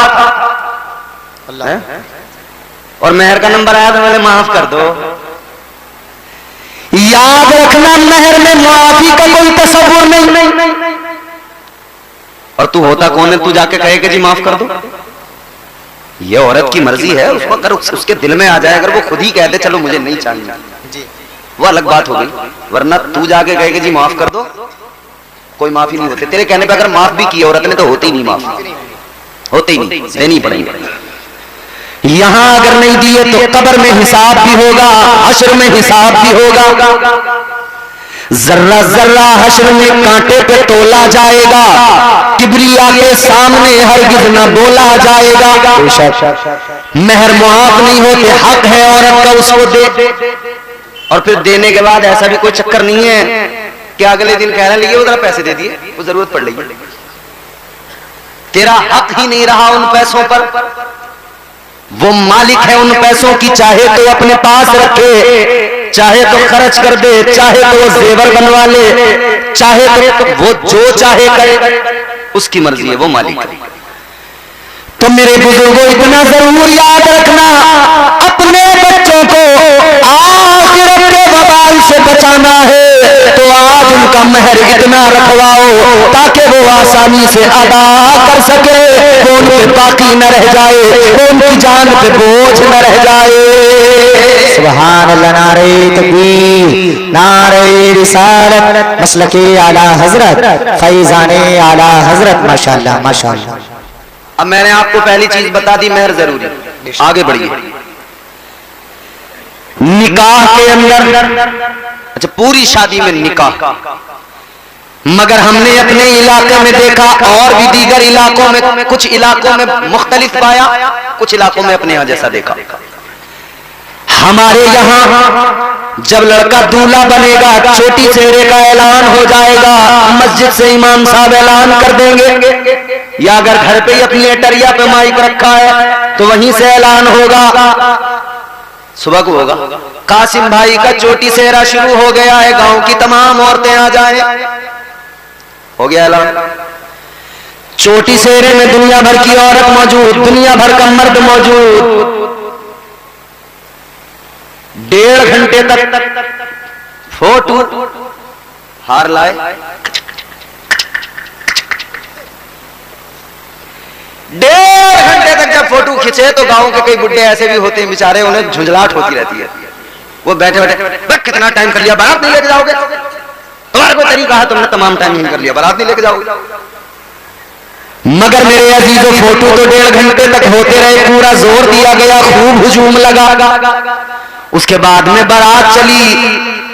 अगर हाफिज साहब की जैसी बारात तो चलो बगैर डीजे वीजे के, मगर कई बार ऐसी बारातें हैं जो पूरी मौज मस्ती धूम धड़ाके के साथ चलती हैं, और मियां पूरे कर्रो फर के साथ बारात निकली, 2 घंटे इन्होंने तबीयत से डीजे बजाया, पहले गांव में, गली गली में, फिर इन्होंने शर्टें उतार उतार के घुमा दी लड़कों ने, ऐसे करके शर्टें उतार उतार खूब नाचे। जब नाच नाच के जाप आ गए, जब इन्हें हालत खराब हो गई तो अब बोले बारात लेके चलो, खूब भीड़ भाड़ रही, बारात लेके पहुंचे तो भूखे थके हारे, क्योंकि पहले बड़ी मेहनत कर ली थी, थक के गए, जाते ही जो खाने पे टूट के पड़े, इधर ये खाने पे टूटे, उधर लड़की के बाप का सांस रुकने लगा, ऊपर नीचे। अल्लाह खैर फरमाए कहीं बेइज्जती ना हो जाए, डरता है यार आदमी। अब इन्होंने खाया तबीयत से, फिर कोई पेड़ के नीचे, कोई इधर कोई उधर, कोई किसी बैठक पे, कोई दुकान के आगे, कोई कहीं कुर्सी डाले हुए, कोई गुटखा, कोई सिगरेट, कोई बीड़ी फूंक फांक के 1 घंटा, और बातें मिला के रफू चक्कर। कोई अपनी बुलेट से आया, कोई अपनी ट्रॉली लेके आया, कोई अपना कार लेके आया, भाई इन्होंने खाया पिया और कोल्ड ड्रिंक पी और सिगरेटें उड़ाई, धुएं निकाले, और बाद में सबके सब रफू चक्कर। अब रह गए 10 आदमी निकाह के लिए। अबे निकाह के चक्कर में तो ये सारा कुछ तुमने किया था, तो जो असली चीज थी उसे छोड़ के सब भाग गए। भाई आप किसी के इंतकाल में जाते हैं तो मतलब क्या होता है कि नमाज जनाजा में हमें पहुंचना, यही तो होता है। नमाज जनाजा में पहुंचने का मतलब कि हम जाकर नमाज जनाजा पढ़ेंगे, मरहूम के लिए दुआए मग़फ़िरत करेंगे। अगर दुआए मग़फ़िरत कर ली, नमाज जनाजा पढ़ ली, दिल को तसल्ली हो गई, हम उसकी तदफीन में शरीक। मैंने मिसाल दुआ कर, आप किसी के निकाह में जा रहे हैं, आपने तो दुआ ही नहीं की उसके लिए। दुआ का वक्त कब था? जब निकाह हो रहा था। निकाह के बाद में इमाम साहब हाथ उठा के दुआ कर रहे थे, 5-7 लोग बैठे थे, उसमें भी 2-4 छुआरों के चक्कर में बैठे थे। अगर छुआरों का ये लालच ना होता तो वो भी कब के निकल गए। अजीब तमाशा है, निकाह के लिए सारा इंतजाम और निकाह में लोग आए।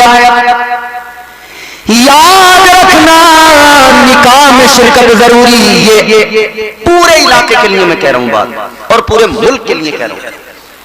शादी में आने का मतलब इतना सा बना लो, जो हमारे निकाह में शामिल हुआ बैठा, बस उसे मानो कि वो शादी में आया, और जो निकाह की महफिल में नहीं बैठा, समझो ही मत कि वो आया तुम्हारी शादी में, बस समझो वो तो खाना खाने आया था, वो मुंह दिखाने आया था, वो खाना खाने आया था, वो आया चला गया। शादियां करो मगर तरीका मेरे मुस्तफा की बारगाह से सीखो। ताजदार मदीना ने शादियों का तरीका अपनी उम्मत को सिखाया है। तो निकाह के वक्त में शरीक रहें जरूर। अब कल को कासिम भाई की बारात जाएगी, जाओगे बारात में, गांव के लोग हैं, कुछ रिश्तेदार, कुछ गांव वाले, तो खा के भाग आओगे या रुकोगे निकाह में? हाँ, परसों को फोन करके इनसे आबिद नाज़िम से पूछूंगा तुम्हारे गांव वालों ने मेरी बात पर कितना अमल किया। हाँ, मालूम करूंगा मैं इनसे।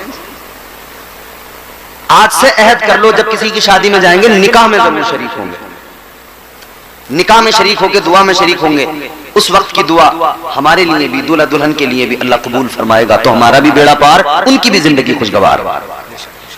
तो निकाह में शामिल हो जाइए। अब मसला यह है कि निकाह जरूरी था, मगर हमारे यहाँ निकाह से पहले तमाम दुनिया भर की रस्में पूरे जोर देकर उनको किया जा रहा है।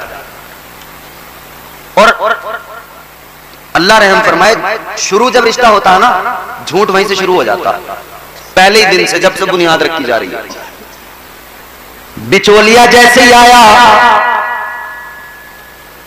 बोले हाजी जी करना रहे लड़के का ब्याह, बोले अभी इरादा ना है जरा मेरा, रिश्ते तो बहुत आ रहे हैं, अभी एक 5 लाख कैश दे दिया था, मैंने मना कर दिया। अच्छा, इसका मतलब जानते हो, बता रहा है 5 लाख से नीचे वाला करने का मेरा इरादा है नहीं। अगर तो फिर अब अगर बिचौलिया इस हैसियत का रिश्ता लाया है, तो वो कहता मैं हाजी जी 5 लाख की क्या बात कर रहा हूं, हम दिलवाएंगे, करो रिश्ता। तो फिर सहम जाता है कि अच्छा कहाँ है। जैसे इसके दिल को खुशी मिली ना कि मामला सही है, बोले कहाँ है। अब बिचौलिया यहां से झूठ बोलना शुरू करेगा, पहले ही शुरुआत झूठ से। बिचौलिया कह रहा लड़की ऐसी है, देखते ही भूख भाग जाएगी, और जब देखने पहुंचे तो कई लोग ऐसे भी मामलात होते हैं कि उनकी वाकई भूख की भाग जाती है, 2-3 दिन उनसे खाया ही जो नहीं जाता। अरे बोले बड़ा झूठा आदमी कहाँ ले। और बिचौलिया तो बसते टांगे हुए, अभी तुमने देखे कहाँ खूंखार वाले बिचौलिया, ये तो अभी कपड़ों वालों से वास्ता पड़ा है, एक जोड़ी कपड़े, थोड़ा सा नाश्ता, थोड़ा सा खाना, बस बेचारे इसी में खुश हैं हमारे वाले। तो वो झोला टांगे हुए जो बिचौलिया चल रहे हैं डायरी लेके। एक बिचौलिया मुझे आजमगढ़ में मिला, मुझे रिसीव करने आया आजमगढ़। अब रास्ते में लोग आते हैं तो हमसे दुआ सलाम होने के बाद में मालूम ही कर लेते हैं साहब क्या नाम है, क्या काम है। मैं बोला जनाब आपका नाम, उन्होंने नाम बताया। मैंने कहा आप क्या करते हैं? बोला मैं रिश्ते कराता हूं। तो मैंने कहा ये तो रिश्ते आप कराते हैं, अच्छी बात है, काम क्या है? बोले यही काम है मेरा। अब मैं थोड़ा सा हैरान भी हुआ, मुझे इंटरेस्ट भी आया कि इनसे जरा तफसील मालूम करूं। तो मैंने कहा कैसे, क्या तरीका है? बोले ये रही डायरी, इसमें लड़के वाले आते हैं तो उनकी पूरी जानकारी नोट कर लेता हूं, लड़की वाले आते हैं तो उनकी पूरी लिख लेता हूं, फिर जिसका जिससे मेल मिलता देखता हूं, उसी का मेल मिलाता हूं। मैंने कहा इसमें तुम्हारा चार्ज क्या? बोले अगर जिले के अंदर है तो 5000, जिले के बाहर है तो 10,000। जिले की बाउंड्री क्रॉस हुई 10,000। मैंने कहा यार कितने रिश्ते करा देते हो महीने में? बोले मैं तो तीसरे चौथे दिन एक ना एक रिश्ता करा ही देता हूं। मैंने कहा तेरा कारोबार बड़ा अच्छा चल रहा है, तेरे काम पे तो ना कोई जीएसटी है ना टैक्स है, कुछ भी नहीं है, दनादन कमा रहा है तू तो। और नाश्ते अलग मार रहा, मुर्गे अलग उधेड़ लिया, बड़ा बढ़िया कारोबार है। अच्छा कुछ लोग बिचौलियों से उकताए तो उन्होंने फिर अपने लिए बिचौलिया का काम इंटरनेट से लिया, वहां पे वेबसाइटें बन गई मैरिज के लिए, marriage.com, मैरिज ब्यूरो बन गए, बड़े बड़े दफ्तर खुल गए शहरों में। लेकिन मसला यह है कराइए अच्छा काम है, एक दूसरे के साथ एक दूसरे को जोड़ना अच्छा काम है, रिश्ते कराइए जरूरी है। मगर बिचौलियों एक बात याद रखना, झूठ बोल के रिश्ते न कराना। आज अगर तुमने झूठ बोल के रिश्ता कराया तो झूठ की बुनियाद पे होने वाला रिश्ता हमेशा दिक्कतें आएंगी, परेशानियां, कल सारे राज खुलते चले जाएंगे, हकीकतों से पर्दे उठते चले जाएंगे। फिर नतीजा ये होगा, जो आपस में रिश्तेदार बने, रिश्तेदार में होनी चाहिए मोहब्बत, मगर इनके अंदर मोहब्बत जरा भी नहीं। एक दूसरे को ऐसे देख रहे हैं जैसे कटरा दूसरे कटरे को देखता है। देखा ना, कटरा दूसरे को कैसे मुन्निया को देखता है। झूठ की बुनियाद पर रिश्ते न कराया करो, न किया करो। अच्छा, मैंने जब आपको ये बात बताई कि साहब बुलेट और 4 लाख और 5 लाख, तो तमाम लोग इस पर तो पूरा जोर दे रहे हैं कि लड़के वाले ऐसा करते हैं साहब, लड़के वाले ऐसा करते हैं। मगर ये जो यूं सर डाल के हाथ जोड़ के मजलूम बने टहलते हैं ना लड़की वाले, ये भी कुछ कम नहीं है। इनके हालात भी नाज़िम खलीली साहब ऐसे हैं, जब रिश्ता करने का इरादा करेंगे ना बेटी का, तो ये भी कोई शरीफ आदमी से थोड़ी मिलना चाह रहे हैं, किसी से भले आदमी से। इन्हें भी अपना रिश्ता बेटी का करने के लिए कोई बड़ा अमीर कबीर आदमी चाहिए, सरकारी नौकर चाहिए। अगर इन्हें नेक शरीफ नमाजी लड़का बता दो तो उसे तो नजरों में नहीं लाते, खातिर में नहीं लाते। कहते साहब हम ऐसी जगह रिश्ता करेंगे। तो फिर ये गया बड़े अमीर कबीर आदमी के पास, तो हाथी के पास जाएगा तो टक्कर तो झेलनी पड़ेगी, इतने गन्ने देने पड़ेंगे एक बार में। खुराक तो ज्यादा है ये हाथी की। तू गए क्यों था हाथी के पास? अब रो रहा हाथी के पास जाके कहां से खिलाऊं इतना, अब तो तुझे खिलाना पड़ेगा। बेटी का रिश्ता करने गया तो ख्याल ये बहुत बड़ा मालदार मिल जाए, सरकारी नौकर मिल जाए, थोड़ी बहुत कमी भी होगी तो कहेगा कोई बात नहीं, ऐसा तो होता रहता है थोड़ा बहुत। शरीफ आदमी नेक हो, गरीब आदमी चाहे जितना शरीफ जितना नेक, उसमें ऐब नजर आते हैं, और मालदार में चाहे जितने ऐब हो वो बड़ा साफ नजर आता है। जिनके आंगन में अमीरी का शजर लगता है, ये अलमिया है। जिनके आंगन में अमीरी का शजर लगता है, उनका हर एक जमाने को हुनर लगता है। अब तुमने इतने बड़े आदमी से रिश्ता किया, दीनदार तो तुमने देखा नहीं। लड़की वाले सब सुन ले, दीनदार देखते तो दीनदारी की वजह से मामलात अच्छे रहते। अब दीनदार नहीं देखा तो दिक्कतें आ रही हैं, बार बार डिमांड बढ़ती जा रही है, हर मौके पर उसे चाहिए और खूब चाहिए। दीनदार आदमी देखते तो वो हरगिज ऐसा नहीं करता, दीनदार कभी ऐसा नहीं करता। अजीजा ने गिरामीउल कद्र आका का फरमान है, दीनदारी की बुनियाद पर रिश्ते किया करो, दीनदारी की बुनियाद पर अपने रिश्ते जोड़ा करो। मगर हमारा हाल ये, हमने दीनदारी को साइड कर दिया। अजीजों जरा गौर करो, अब जरा जहन करीब करो, फिर वहीं मेरे साथ सफर करो। निकाह मर्द का औरत के साथ, ये निजामे कुदरत है, ये निजामे परवरदिगार है। मगर क्या जमाना आ गया, संजीदगी खतरे में है, खुदनुमाई का चलन है, सादगी खतरे में है, सर छुपाती फिर रही है आबरू इस दौर में, या इलाही कर मदद पाकीज़गी खतरे में है। भाई नारे तकबीर, नारे रिसालत, नारे हैदरी, नारे गौसियत, मसलके आला हजरत, फैज़ाने आला हजरत, फैज़ाने हुजूर गौसे आज़म, फैज़ाने औलिया इकराम माशाअल्लाह। तो निकाह जो होता है, शादी जो होती है ना मर्द की औरत के साथ, मगर अब दुनिया की बेवकूफी और दुनिया में इस अहद में बदतमीजी अपने उरूज को पहुंची। अब औरत औरत से शादी कर रही है, मर्द मर्द से शादी कर रहा है। अल्लाह रहम फरमाए। ये जान लें अच्छी तरह से, ये आखिरी जमाना है, कयामत अब दूर नहीं है, बहुत करीब है। पक्का इल्म तो अल्लाह और उसका रसूल जाने, मगर इतना जरूर है, हालात ये हैं कि अब कयामत बहुत दूर नहीं। नए नए फितने आ रहे हैं, नई नई चीजें हो रही हैं, तमाम अलामात, तमाम निशानियां तकरीबन पूरी हो गई। बस वो बड़ी बड़ी जो निशानियां हैं, दज्जाल का आना, याजूज माजूज, ये जो चीजें हैं बड़ी निशानियां, ये बाकी हैं, बस वो पता नहीं कब ये सब पूरी हो जाए। हालात ये हो गए, मर्द मर्द से, औरत औरत से। एक जगह तो 4 बच्चों की माँ भाग गई, किसी मर्द के साथ नहीं, औरत के साथ भागी। सोचें आप, हम कहां हैं इस वक्त, क्या क्या हो रहा है। और ये मैं तुम्हें कोई गैर मुस्लिमों की बात नहीं बता रहा, ये वाली जो बताई है मैंने, 4 बच्चों की मां जो भागी, ये मुसलमानों में भागी। अल्लाह रहम फरमाए, हम सब की अल्लाह हिफाजत फरमाए, हमारी नस्लों की अल्लाह हिफाजत फरमाए।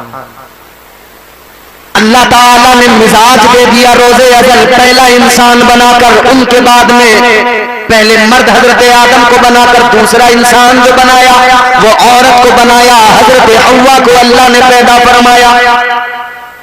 अब यहां पर एक चीज और आपकी खिदमत में अर्ज कर दूं, अल्लाह ने हजरत आदम को पैदा किया, दूल्हा भी नाजिम है और नाजिम भी नाजिम है, नकीब भी नाजिम है, इधर नाजिम है इधर भी नाजिम है, दोनों तरफ नाजिम है। एक शादी जो हुई है उसमें दूल्हा है, एक स्टेज के दूल्हा आज के जलसे में। अजीजा ने गिरामी उल कद्र गौर फरमाइए, अल्लाह ताला ने हजरत हव्वा को पैदा फरमाया कहां? जवाब जन्नत में। बोलो कहां? जोर से बोलो। जन्नत में। जितने लोग थक गए हैं वो जोर से बोले, मतलब थके नहीं है, अभी नहीं थके ना। और कैसे थक सकते हैं यार, हुजूर का जिक्र है। बेशक बेशक, हुजूर के जिक्र में भी कभी कोई आशिक थक सकता है, कुरान सुनकर भी कोई थक सकता है, अल्लाह रसूल की महफिल में भी कोई थक सकता है नहीं ना। तो जोर से बोलिए ना सुभान अल्लाह, सुभान अल्लाह। हाथ उठा के कहिए ना या रसूल अल्लाह। हुजूर को पुकारते रहिए, हुजूर को पुकारने से खुदा की कसम नाम भी चलेगा, काम भी चलेगा इंशाअल्लाह। बेशक बेशक। और हम इसीलिए कहते हैं तेरे नाम के सहारे, तेरे नाम के सहारे, तेरे नाम के सहारे मेरा नाम चल रहा है, तेरे नाम के सहारे, तेरे नाम के सहारे, तेरे नाम के सहारे मेरा नाम चल रहा है, तेरे नाम के सहारे मेरा नाम चल रहा है, तेरा नाम ले रहा हूँ आका, तेरा नाम ले रहा हूँ, मेरा काम चल रहा। सुभान अल्लाह, माशाअल्लाह।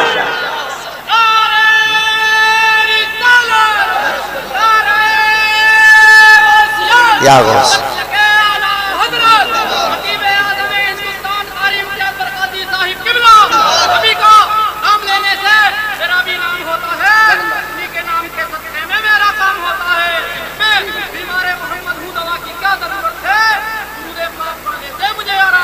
सुभान अल्लाह। नारे तकबीर, नारे रिसालत, नारे हैदरी, मदह रसूल अनाम मौलाना नूरुद्दीन साहिब किबला, माशाअल्लाह। ये आज भी हमारे यहाँ अल्हम्दुलिल्लाह दीवाने मौजूद हैं, बोलिए ना सुभान अल्लाह। ये अलग बात है कि हम गुनहगार हैं, ये अलग बात है कि गुनहगार हैं, मगर नबी की इज्जत की, नबी की अजमत की, नबी की मोहब्बत की बात आए, खुदा की कसम हमारा नौजवान आज भी आका की मोहब्बत में मरने को तैयार है। अल्लाह ताला हमारे जवानों को सलामत रखे। तेरा नाम ले रहा हूँ, मेरा काम चल रहा है, तेरे नाम के सहारे मेरा नाम चल रहा है। नात शरीफ तो आप मेरे बारे में इनसे सुनेंगे, ये है बेहतरीन नात पढ़ने वाले, अच्छा लबु लहजा। मैं तो बस चाहता हूं कि मैं भी अपना नाम इस फहरिस्त में लिखवा ही लूं, एक दो शेर सुना ही लूं। तो मैं शेर बड़ा अच्छा सुना रहा हूं, इन तमाम स्टेज वालों की भी और आप सबकी पूरी तवज्जो के साथ जोर से कहिए सुभान अल्लाह, सुभान अल्लाह। मुझे बेड़ियों में रखते ये जमाने वाले, लेकिन मुझे बेड़ियों में रखते, मुझे बेड़ियों में रखते ये जमाने वाले, लेकिन मुझे बेड़ियों में रखते,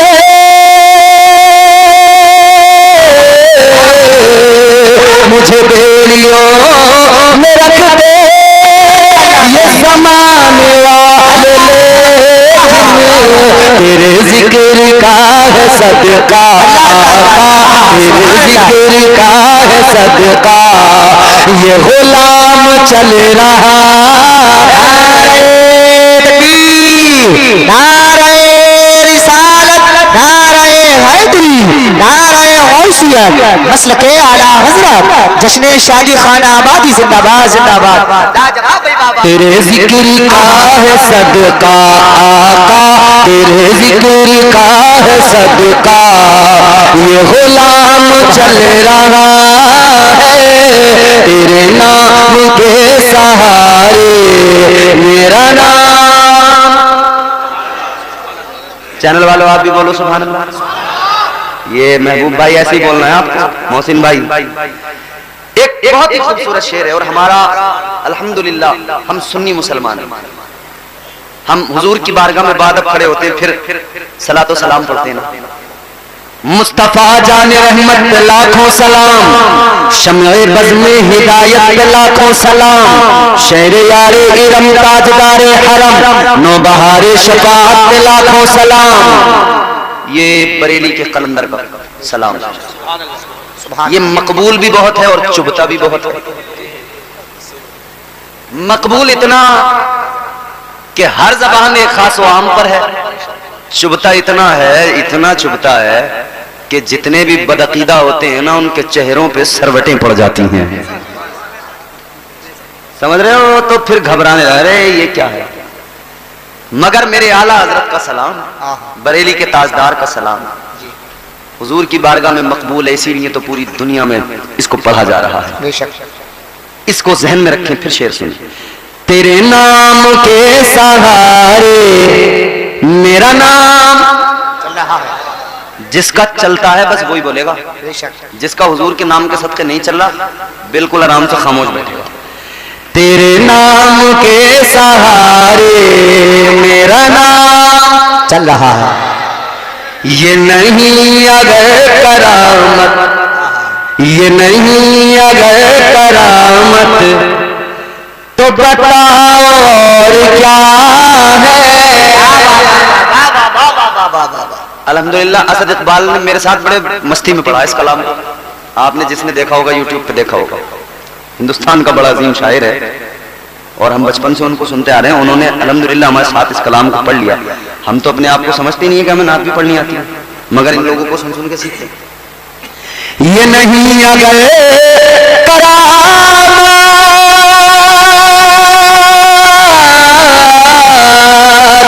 ये नहीं अगर करामत तो बताओ और क्या है। जहाँ जाओ आला हज़रत, जहाँ जाओ आला हज़रत, जहाँ जाओ आला हज़रत का सलाम चल रहा। नारे तकबीर, नारे रिसालत, नारे हैदरी, नारे गौसियत, मसलके आला हजरत, फैज़ाने आला हजरत, सलामे आला हजरत, कलामे आला हजरत, फतावे आला हजरत, सवाने आला हजरत, जिंदाबाद जिंदाबाद। जहाँ जाओ आला हजरत, जहाँ जाओ आला हजरत का सलाम चल रहा है। अल्हम्दुलिल्लाह हमारा हुजूर के जिक्र के सदके नाम काम सब चलता है। जब हम अल्लाह और उसके रसूल का जिक्र सुनते हैं तो दिल को आराम आता है, क्योंकि अल्लाह का खुद कुरान में ऐलान है, दिल का इत्मीनान सुकून, सुकून कल्ब अगर चाहिए तो करना क्या है, काम एक है। परवरदिगारे आलम खालिक कायनात रब्बे लम यज़ल व ला यज़ाल ने कुरान मजीद में फरमाया, अला बिज़िक्रिल्लाहि तत्मइन्नुल क़ुलूब। अल्लाह ने फरमाया दिलों को सुकून जो मिलता है तो अल्लाह के जिक्र से मिलता है। बेशक बेशक बेशक। ये जो सुभान अल्लाह बार बार बोल रहे हो, अल्लाह की पाकी ऐलान कर रहे हो, याद रखना दिल को भी सुकून मिलेगा और जिंदगी भी प्यारी खुशगवार हो जाएगी। सुभान अल्लाह सुभान अल्लाह सुभान अल्लाह। तो अल्लाह ताला ने औरत को बनाकर मिजाज दिया कि औरत को मर्द के साथ ही रहना है और मर्द औरत एक साथ रहेंगे, तभी इंसानियत को फरोग मिलेगा, तभी जो है वो सिलसिला इंसानियत आगे बढ़ेगा। मगर अजीजो अल्लाह ने औरत को जन्नत में पैदा किया। क्यों? मुफस्सिरीन इकराम फरमाते हैं औरत को पैदा अल्लाह ने जन्नत में किया, कई वजूहात हैं। दो वजह आपके सामने रखता हूं, फिर आगे दो तीन बातें और करके गुफ्तगू को खत्म करता हूं। मोहब्बत से बोलिए सुभान अल्लाह। सुभान अल्लाह। मुफस्सिरीन इकराम फरमाते हैं अल्लाह ताला ने औरत को जन्नत में इसलिए पैदा फरमाया कि ये औरत जन्नत के अंदर जब इसकी आंख खुले सबसे पहले इसे जन्नत की बहारें नजर आए, सबसे पहले जन्नत की रौनकें नजर आए, सबसे पहले जन्नत का हुस्न नजर आए। बहुत तवज्जो से सुनिए बात, मेरी माएं बहनें बैठी हैं भी सुनिए। अल्लाह ताला ने औरत को जन्नत में इसलिए पैदा किया जब आंख खुले तो जन्नत को देखे, हुस्न जन्नत देखे, जन्नत की बहारें, जन्नत की आसाइशें, जन्नत का सुकून, जन्नत की नहरें, जन्नत के बागात, जन्नत का इत्मीनान, जन्नत का सुकून। जुमला ये महफूज रखे, जन्नत का इत्मीनान, जन्नत का सुकून, जन्नत का आराम। अल्लाह ताला ने औरत को जन्नत में पैदा किया। अल्लाह, अब ये जुमला सुनो और दिलों में महफूज करो। अल्लाह ताला ने औरत को जन्नत में पैदा करके मिजाज दिया, ए औरत जन्नत का सुकून आराम देख ले, क्योंकि तुझे दुनिया में जाना है, अपना एक घर बसाना है।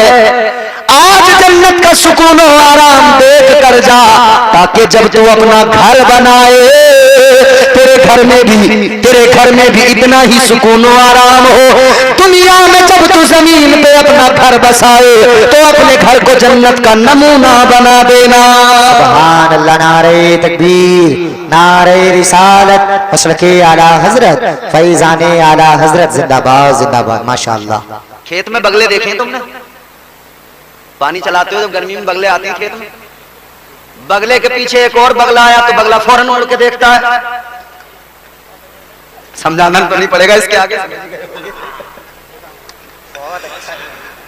गौर फरमाइए, अब दूसरी वजह भी सुन लीजिए तो बात क्लियर हो गई कि जन्नत में औरत को पैदा किया। खामोश, आराम से बैठो। तुम्हारे लिए जब कह दिया तुम्हारा जो भी है रास्ते का खर्च तुम्हें दे दिया जाएगा, अब डिस्टर्ब करोगे ना बेटा फिर अच्छा नहीं होगा। गौर फरमाइए क्या मिजाज दिया अल्लाह ने कि औरत घर में अपने घर में जब अपने घर को बसाए तो जन्नत का नमूना, जन्नत का। ये अलग बात है कि आजकल हमारे घरों की हालत ये है कि इतनी हाय हाय है कि लगता ही नहीं कि ये घर जन्नत का नमूना है। मियां बीवी में इतनी लड़ाई है, उनमें आपस में खुद नहीं बन रही है।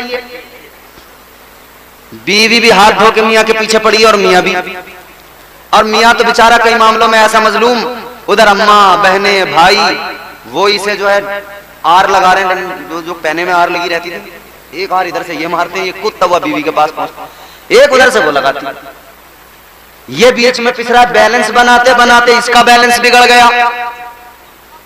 अम्मा कह रही है जोरू का गुलाम हो गया, भैया कह रहे हैं कि हमारा भैया बड़ा अच्छा था मगर जब से ये आई है ना ये नागिन है, नागिन ये इसने तो छीन लिया हमारे भैया को। और वो कह रही है तुम्हें तो अपनी अम्मा की और अपनी बहनों की भैयों की फिक्र है, मुझे मेरी थोड़ी फिक्र है तुम्हें। तुम तो अपनी अम्मा के सिखाए में हो, तुम्हारा घर ना होने देंगी तुम्हारी बहनें। अब ये अगर बहनों की सुने तो अम्मा कह रही कोर्चा कर रहा, कोर्चा कमा की न दे रही है जब से ब्याह हुआ है इसका, अलग कर दिया है इकट्ठा, सास ससुरों को दे रहा आपने, उन पे इकट्ठे कर दिया है। अम्मा कह रही है मुझे तो रखने को भी नहीं देता, पहले तो रखने को दे दिया करता था। अल्लाह ने मिजाज दिया घर को जन्नत का नमूना बनाओ, तो ये सिर्फ एक घर की किसी बीवी के लिए नहीं है, तमाम औरतें, क्योंकि सास भी पहले बहू थी ना, सास भी पहले, तो उसका भी घर इसका भी घर, तो दोनों को मिलकर इसे जन्नत का नमूना बनाना है। एक बनाएगी दूसरी नहीं बनाएगी तो बात बनेगी नहीं। अच्छा एक बात, अब दूसरी बात, दूसरी वजह जन्नत में क्यों पैदा किया गया औरत को। अल्लाह ताला ने औरत को जन्नत में पैदा करके मिजाज दिया कि औरत जन्नत में जरा आंखें खोल के देख ले, तुझे जन्नत में हूरें नजर आएंगी, हूरों का सजना संवरना, हूरों का हुस्न नजर आएगा। और हूरों के हुस्न की बात अगर आती है ना तो सुनो, हुजूर नारे तकबीर, नारे रिसालत, नारे हैदरी, नारे गौसियत, मसलके आला हजरत, फैजाने आला हजरत, हजरत अल्लामा मौलाना हुजूर सैयद मुकीमुर रहमान साहिब किबला, हजरत अल्लामा हुजूर सैयद मुकीमुर रहमान साहिब किबला, हजरत अल्लामा हुजूर सैयद मुकीमुर रहमान साहिब किबला, उलमाए अहले सुन्नत, जो लोग सामने खड़े हुए हैं, मेरे भाई सैयद साहब किबला भी आ गए हैं, आप लोग बहुत जल्द सामने से कुर्सियों पर आकर बैठ जाएं, बड़ा अच्छा लगेगा। आरे रसूल आपकी बस्ती में तशरीफ लाई है, आप लोग सुकून और इत्मीनान के साथ में बैठ जाएं, और जो लोग पीछे वाली कुर्सियों पर बैठे हैं वो लोग भी आगे की कुर्सियों को पुर कर लें, क्योंकि अभी आप देखेंगे कुछ ही देर के बाद में पीर तरीकत रहबर राह शरीयत हुजूर हसन मियां साहिब किबला इंशाल्लाह वो भी तशरीफ लाने वाले हैं, आप लोग बहुत जल्द आ जाइए। बैठो बैठो, माशाअल्लाह। आप देख रहे हैं खतीब हिंदुस्तान, मुफक्किर इस्लाम हजरत अल्लामा सैयद मुकीमुर रहमान साहिब क़िबला मद्दज़ल्लहु नूरानी तशरीफ फरमा हो चुके हैं। अब हजरत का मेरे बाद में बेहतरीन खिताब होगा, पहले ना तो मनक़बत फिर हजरत का खिताब। अब हजरत का आना मतलब इस बात की अलामत है कि अब हमारे जाने का रास्ता क्लियर है, समझ रहे हो?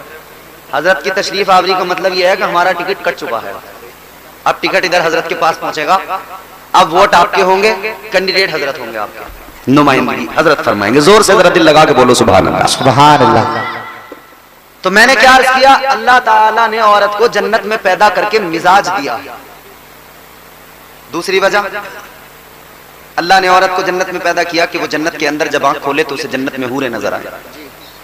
हूरें, हूरों का हुस्न क्या है अजीजों? फरमाया गया एक बार इंसान को मौत आती है, कितनी बार? एक मर्तबा, एक मर्तबा मौत आती है, मगर समझाने के लिए, आसान करके ताकि लोग समझ जाएं, समझाने के लिए मेरे आका ने फरमाया अगर बंदे को 2 बार मौत आती, आनी तो एक ही बार है मगर समझाने के लिए, अगर 2 बार मौत आती तो दूसरी बार उस वक्त आती जब वो जन्नत में पहली मर्तबा अपनी आंखों से किसी जन्नत की हूर को देखता, उसका हुस्न देखता, ये बर्दाश्त नहीं कर पाता, ऐसा हुस्न है जन्नत की हूरों का, ये हुस्न है, आपके तसव्वुर से परे है वो खूबसूरती। मगर सुनो, अल्लाह ताला ने जन्नत के अंदर हूरों को रखा है। अच्छा, जब हम ये वाली बात करते हैं ना तो कई चोटीधारी टन टनाटन वाले वो जो है अंगुष्ठ नुमाई करते हैं। अब तो इन्होंने एक फिल्म बना दी 72 हूर। हम इनसे कहते हैं कि 72 हूरों पे फिल्म बनाने वाले बेगैर, तो कभी वो जो अप्सराओं का जिक्र है 300 अप्सराओं का, उन पे भी कभी कोई फिल्म बनाओ। तुम्हें बड़ा शौक है ना? अबे भाई, तू इस्लाम पे उंगली बाद में उठाना, पहले दूसरे मजाहिब पढ़ के देख। वहां भी स्वर्ग और नर्क की जब बात होती है ना, तो वो स्वर्ग का जिक्र करते हुए वो भी कहते हैं कि साहब वहां पे अप्सराएं मिलेंगी। तेरी अप्सराएं सही, इस्लाम में हूरों का नाम सुनते तेरे मिर्ची लग जाती है, क्योंकि अल्लाह ने हूरों को इतना खूबसूरत बनाया, तेरे जैसे नापाकों के लिए नहीं है। अल्हम्दुलिल्लाह, हम पाक ईमान वालों के लिए अल्लाह ने हूरों को बनाया है। तो हूरें बड़ी खूबसूरत, अल्लाह ने औरत को जन्नत में पैदा करके मिजाज दिया। औरत जब तेरी आंख खुलेगी तुझे हूरें नजर आएंगी। मिजाज दिया परवरदिगार ने कि तू जन्नत की हूरों को देख ले, उनका हुस्न देख ले। ऐ औरत, जन्नत की हूरों को देख ले, उनके हुस्न को देख ले। फिर जब तू दुनिया में जाएगी, अपना घर बसाएगी, इधर इनका सजना संवरना, खूबसूरत बन के रहना तूने देखा है। अब तू भी ऐसे ही अपने शोहर के सामने सज संवर के रहना, बाकायदगी और सलीके के साथ रहना, ताकि तेरा शोहर तुझे देखे तो उसके दिल को आराम आए, आंखों को ठंडक मिले, तेरा शोहर तुझसे राजी रहे। सुभान अल्लाह, माशाअल्लाह। तो औरत को सजने संवरने का मिजाज दिया अल्लाह ने कि अपने शोहर के लिए जरा अच्छे से सज संवर के उसके सामने रहे। मगर हमारी औरतों का हाल ये, घर में रहेंगी तो वो जो आते हैं ना वो दरवाजों पे बेचने 80-80 रुपए के टुकड़े, फूल फंकड़ी वाले, जैसा सर्कस वाले कपड़े पहनते हैं ना वो वाले, तो इकट्ठी हो जाती है झुंड लगा के, ये अच्छे हैं 80-80 रुपए में, घर में पहनने को क्या है, ठीक ही तो है। घर में 80-80 रुपए के टुकड़े पहनेगी आपने आदमी के सामने, और जब मोहल्ले में बिया आने दो किसी का, फिर ये बच्चा पहचान ही नहीं रहा अम्मा मेरी है किसी और की है, पूरा हुलिया बदल गया, सूरत बदल गई। अल्लाह रहे, आदमी पहचानता बस, क्योंकि वो भी सूरत से नहीं हरकतों से पहचानता। याद रखना मेरे अजीजों, मोहल्ले में शादी आ गई, अच्छा इसने घर में सूट पहले से जो कीमती है ना वो इसीलिए लिए, कह रही कि आने जाने के लिए है, और वो फटे पुराने फटीचर से वो लिए घर में पहनने के लिए, मतलब क्या, अच्छे वाले आने जाने के लिए और ये बेकार वाले शोहर को जलाने के लिए। घर में रहेगी तो लीचड़ी सनीचड़ी, कपड़ों पे बड़े बड़े दाग धब्बे, और बिया जैसे मोहल्ले में आया फिर तो देखो हिरन बन के चलेगी। मगर मेरी बहनों गुजारिश है आपसे, खुदारा अल्लाह ने आपको मिजाज दिया है, आपको आका ने तो ये हुक्म दिया, अगर तू बाहर जाए तो पुराना पोसीदा लिबास पहन के जा, कि तेरे लिबास की चमक को देखकर तेरा किसी का दिल तेरी तरफ राग़िब व माइल न हो, किसी की तवज्जो तेरी तरफ ना आए। तू बाहर जब जाए तो पोसीदा लिबास पहन के जा, लेकिन जब घर में रहे, शौहर के सामने रहे, तो फिर उम्दा महंगे नफीस लिबास में, अच्छे कपड़ों में शौहर के सामने रहे, तो अच्छे वाले शौहर के सामने है ही नहीं। और फिर शिकायत क्या है, शिकायत यह है इन्हें तो मुझसे मोहब्बत है ही नहीं जरा सी, और 10 दिन अगर आदमी बेरुखी से बात कर ले तो फिर यह है कि इनका कहीं चक्कर चल गया। अबे तो बेवकूफ, अगर चक्कर इसका कहीं चल गया तो चलवा तो तू ही रही है, तू तो अच्छी साफ सुथरी बन के रह, फिर देखें इसका कहीं चक्कर चल सके, तुझे ही देखेगा किसी और को देखेगा नहीं। अपने आप को जरा बदलो मेरी बहनों और मेरे भाइयों, आप भी जरा अपने आप में बदलाव पैदा करो। निकाह करना मेरे आका की सुन्नत है, इस सुन्नत पर जब अमल करो तो मुस्तफा जाने रहमत के तरीकों को देख लो। सुन्नत अदा करते वक्त में खुश होना जरूरी, खुशी मनाइए, मगर इतना याद रहे खुशी मनाते हुए शरीयत के खिलाफ कोई काम ना करना, कोई काम नाजायज व हराम अपनी शादियों में शामिल ना करो, बल्कि अपनी शादियों को इस्लामी तौर तरीकों के एतबार से करो। अपनी शादी करते हुए तुम डीजे गाजे बाजे न बजाओ, बल्कि अपनी शादी में तुम ऐसा इंतजाम करो जैसा हाफिज नाजिम साहब ने किया, खुद भी अल्लाह रसूल का जिक्र सुने, गांव वालों को भी सुनाए, ताकि अपना भी काम बन जाए, गांव वालों पर भी अल्लाह की रहमतें नाजिल हो जाए। आवाज कुदरत की आई, फिर एक दिन आएगा इम्तिहान होगा, करबला जाना पड़ेगा, करबला में पहुंचकर इम्तिहान देना होगा। अर्ज कर दिया मौला करबला जाने को तैयार हूँ, इम्तिहान देने को तैयार हूँ। आवाज आई बेटों को कुर्बान करना पड़ेगा। अर्ज किया मौला कुर्बान करने को तैयार हूँ। कुदरत की आवाज आई जवान भी जाएगा, बच्चा भी जाएगा, शहीद होंगे बेटे। कह दिया या अल्लाह तैयार हूँ। आवाज कुदरत की आई इम्तिहान रुकेगा नहीं, इश्क की आजमाइश है, खुद भी अपना सर सजदे में रखकर खुद को भी शहीद होना पड़ेगा। अर्ज कर दिया मौला खुद भी शहीद होने को तैयार हूँ। आवाज कुदरत की आई इम्तिहान रुकेगा नहीं, कटा हुआ सर नेज़े पे बुलंद किया जाएगा। अर्ज कर दिया मौला सर कट जाए, नेज़े पे चढ़ जाए, नेज़े पे चढ़ने को तैयार हूँ। तो अल्लाह ने फरमाया अगर तू इतना इम्तिहान देने को तैयार है, इश्क में इतनी आजमाइशों के लिए तैयार है, तो सुन ले इंसान, सर कटेगा तेरा मेरी मोहब्बत में, नेज़े पे चढ़ेगा, मगर जब नेज़े पे चढ़ जाएगा तो इज्जत भी ऐसी दूंगा, सर कटा हुआ नेज़े पे होगा और ज़बान पर कुरान की तिलावत जारी कर दूंगा। परवरदिगारे आलम खालिक़े कायनात रब्बे लम यज़ल व ला यज़ाल ने कुरान मजीद में फरमाया इन्ना अरदनल अमानता अलस्समावाति वल अर्दि वल जिबाल फअबैना अन यहमिलनहा व अशफक़ना मिनहा व हमलहल इंसान। अल्लाह ताला का कुरान अजीजो परवरदिगार आलम का कलाम है। अल्लाह ताला ने जमीन आसमान और पहाड़ों के दरमियान अपनी अमानत को पेश किया। परवरदिगार आलम ने फरमाया, ऐ जमीनों आसमान पहाड़ों, ये मेरी अमानत है, क्या तुम मेरी अमानत को संभालोगे? क्या तुम मेरी अमानत का बोझ उठाओगे? जमीन ने इनकार कर दिया, आसमान ने इनकार कर दिया, पहाड़ों ने इनकार कर दिया। अजीजों सुनो सुनो, फिर यही अमानत इलाही है इंसान के सामने पेश की गई। इंसान ने अर्ज कर दिया, ऐ परवरदिगार खालिक़े कायनात, इस तेरी अमानत के बोझ को मैं उठाऊंगा। या अल्लाह, इस अमानत को मैं अपने सीने में संभाल के रखूंगा। अजीजा ने गिरामीउल कद्र, क्या है ये अमानत? कौन सी अमानत है? जमीन ने इनकार किया, आसमान ने इनकार किया, पहाड़ों ने इनकार किया, लेकिन इंसान ने इसका बोझ उठा लिया, इंसान ने इसको सीने में बसा लिया। ये कौन सी अमानत है? आओ चलो सिलसिला नक्शबंद के पेशवा की बारगाह में चलो, मुजद्दिद अल्फसानी की बारगाह में चलो।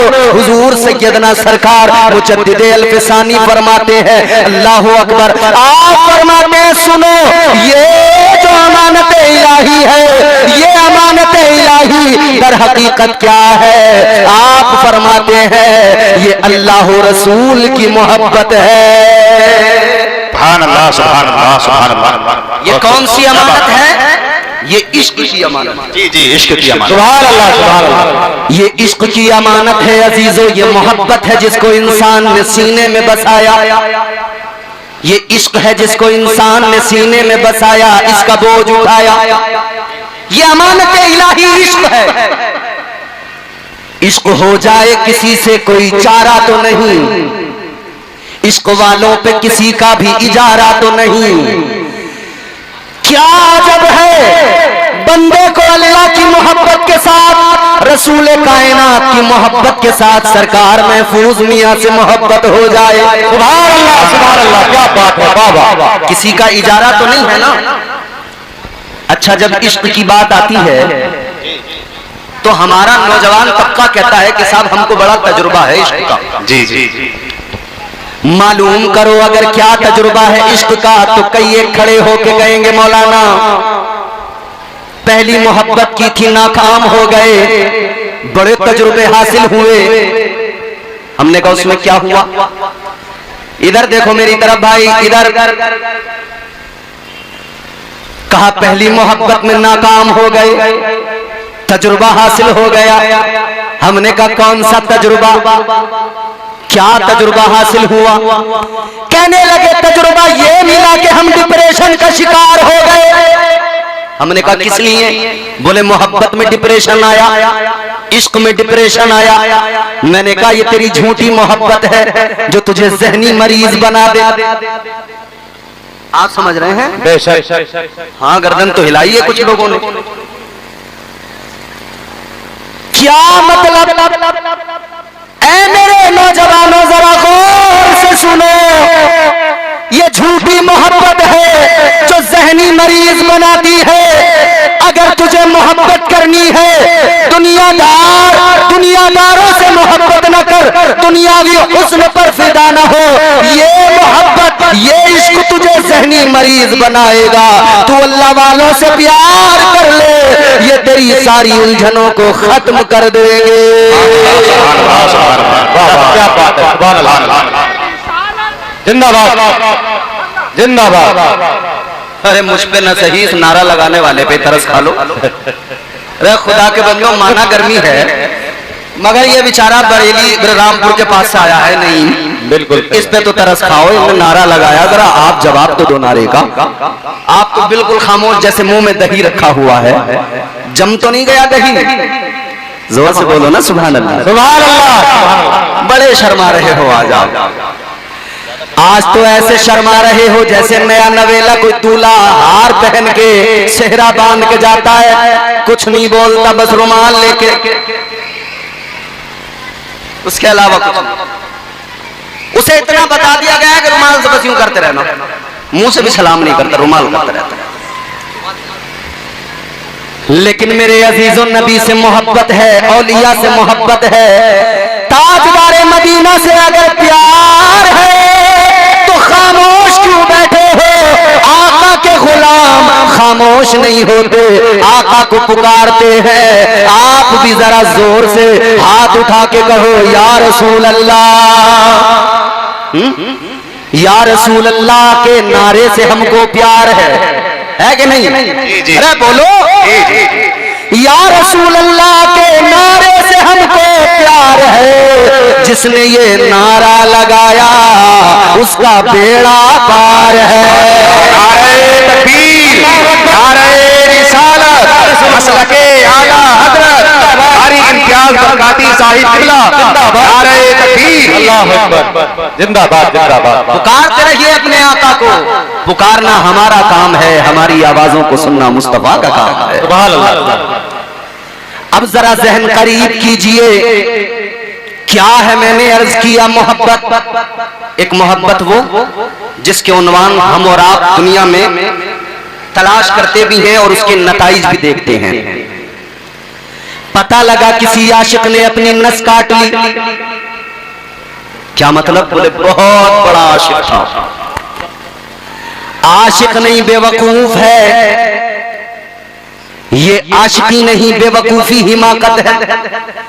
आओ, अगर इश्क को समझना चाहते हो, मोहब्बत को समझना चाहते हो, तो इन दुनिया के आशिकों को न देखो, इन नस काटने वाले आशिकों को न देखो, रातों में दीवार फांदने वाले आशिकों को मत देखो। आओ, तुम्हें मैं आशिक दिखाता हूँ। आओ, मक्के की सरजमीन पे चलो।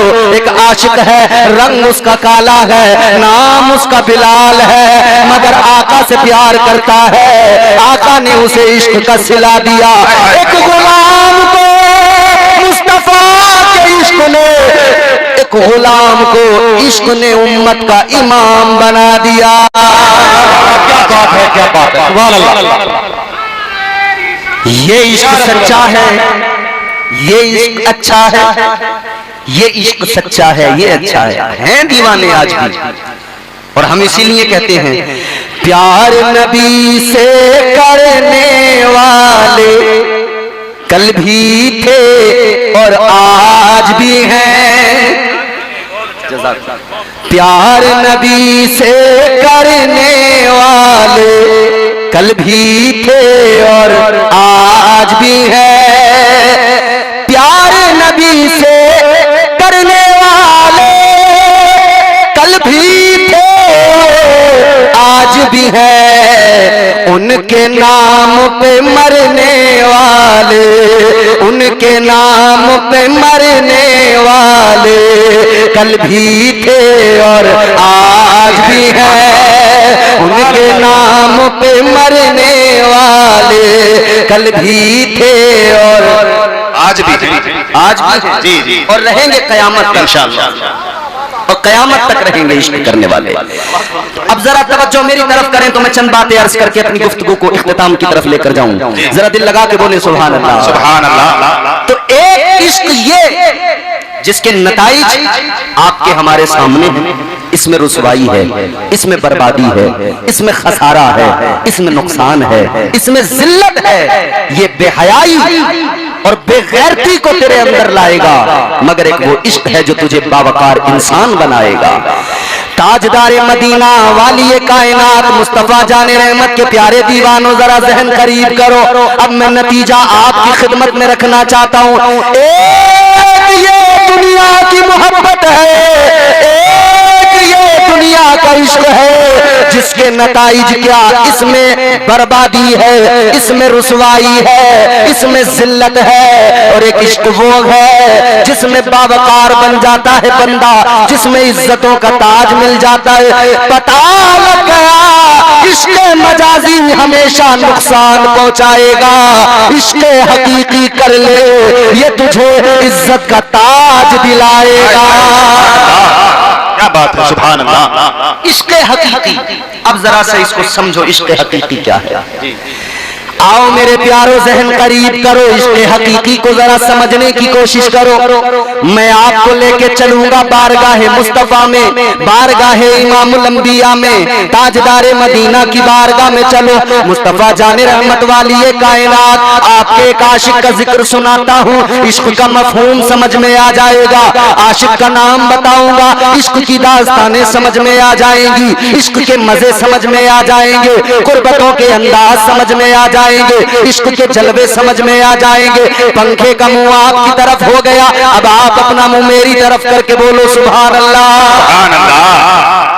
थोड़ी सी आवाज और बढ़ाओ, डिले और दो, जरा सा खुशकी दूर कर दो। बिल्कुल मुझे ऐसा लग रहा है आज आप मुझसे डबल मेहनत कराओगे। जोर से दिल लगा के बोलो सुभान अल्लाह। सुभान अल्लाह। और एक बात और सुन लो, घुटने आपके अपने हैं, किराए के नहीं है, छोड़ दो बेफिक्र होकर, मेरी गारंटी है कहीं नहीं जाएंगे, यहीं रहेंगे। जोर से दिल लगा के बोलो, घुटने छोड़ के बोलो सुभान अल्लाह। सुभान अल्लाह। हाँ, पता लगे ना यार, बुढ़नपुर में गुफ्तगू हो रही है। आप बड़े अच्छे लोग हैं, 3 साल से मैं देख रहा हूँ आपको, माशाल्लाह सुनते बड़ा। आप तो जवान है मेरे भाई, आपने अभी तक नहीं छोड़े, छोड़ दो, इंशाअल्लाह ताला महफूज रहेंगे। और एक बात सुन लो, अरे माशाअल्लाह, अब ज्यादा देर लगाओगे तो सारा मजमा आपको ही देखने लगेगा। मेरी तरफ देखो, वो छोड़ देंगे। जोर से दिल लगा के बोलो सुभान अल्लाह। आओ मेरे अजीजों, जरा समझने की कोशिश करो, इश्क क्या है। शायद मैंने इस उन्वान से पहले भी गुफ्तगू कई सारी की होंगी, मगर आज जो चीजें बताने लगा हूँ, इंशाअल्लाह ईमान ताजा हो जाएगा। इश्क को समझो जरा प्यारे, इश्क सुन्नत है खुदा की, इश्क मीरासे अज़ल, इश्क का बानी मुबानी ला यमूत लम यज़ल, इश्क तन्हाई पसंद रोज़े अव्वल ता अबद, इश्क यकताई का तालिब लम यलिद से लम युलब, इश्क ने चाहा कि अब हो दिल लगी का बंदोबस्त, इश्क की तहरीक पर बरपा हुआ यौमे अलस्त, इश्क आदम का हवाला, इश्क हवा का वजूद, इश्क ही हर हस्तबूदो भाई से हर हस्तबूद, इश्क ने पैदा किया हाबील में ईमान रूह, इश्क ने ही आके टाला नूह से तूफान नूह, इश्क इब्राहिम से सोजा नहीं थी कोई आग, इश्क ने दाऊद को छेड़ा तो छेड़े उसने राग, इश्क में बेटे पे जब खंजर उठाता है खलील, इश्क में सर को झुका दे हंस के फर्जंदो खलील, इश्क ने जमजम निकाले जब भी रगड़ी एड़ियां, इश्क ने जमजम निकाले जब भी रगड़ी एड़ियां, इश्क ने जिंदान में यूसुफ की खोली बेड़ियां, इश्क ने फिरौन के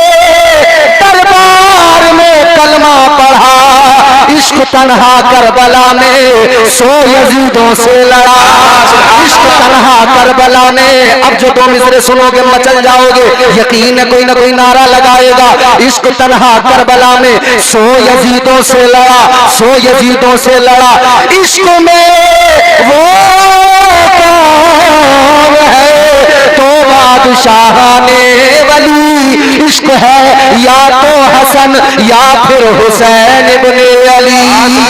नारे तकबीर, नारे तकबीर, नारे रिसालत, नारे रिसालत, मसलके आला हज़रत, इश्क मोहब्बत, इश्क मोहब्बत, जिंदाबाद जिंदाबाद। समझ में आया इश्क? सुभान अल्लाह। क्या बात, समझ में आया है तो बोलो ना जोर से सुभान अल्लाह। सुभान अल्लाह, सुभान। अब भी नहीं बोलोगे तो कब बोलोगे? जोर से बोलो सुभान अल्लाह। अब जरा मेरे अजीजों चलो, मैं तुम्हें आका की बारगाह में ले चलता हूँ, ताजदारे मदीना की बारगाह में चलो, मुस्तफा जाने रहमत की बारगाह में चलो। तुमने बड़ी कंजूसी से काम लिया है, अब तुम सबको भी बोलना पड़ेगा, बात अच्छी लगे तो बोलना, मेरी अपनी बात हो तुम बिल्कुल मत बोलो, इन उलमा की बात हो तुम बिल्कुल मत बोलो, कोई फर्क नहीं पड़ता, मगर याद रखना बात मदीने वाले आका की है। सुभान अल्लाह, जोर से सुभान अल्लाह। बात मदीने वाले आका की है, बात इमामुल अंबिया की है, बात नबियों के ताजदार की है, बात नबी के आशिकों की है। अल्लाह अल्लाह तारीख उठा कर देखो, एक आशिक मिलेगा, आशिक का नाम है हजरत सैयदना अबू बकर सिद्दीक। सुभान अल्लाह, क्या बात है, सुभान अल्लाह, या रसूल अल्लाह, जिंदाबाद जिंदाबाद। आशिक देखिए कैसा आशिक है, हजरत अबू बकर सिद्दीक अफजलुल बशर बादल अंबिया बित्तहकीक, अंबिया के बाद में दुनिया में सबसे अफजल, सबसे बरतर, सबसे आला एक जात वो अबू बकर सिद्दीक। वो पहला वफादार पहला सहाबी नबी ने जिसे हर कदम पर दुआ दी, वो अफजल बशर बाद अंबिया है, वो जाने सदाकत वो जाने वफा है। फरिश्ते उसी की नमाजों पे आशिक, उसी की अदाओं दुआओं पे आशिक। वो नबियों से कमतर इमामों से आला, मोहम्मद से हरदम वफा करने वाला। सुभान अल्लाह, बहुत खूब हजरत, क्या बात है। अच्छा, शान क्या है?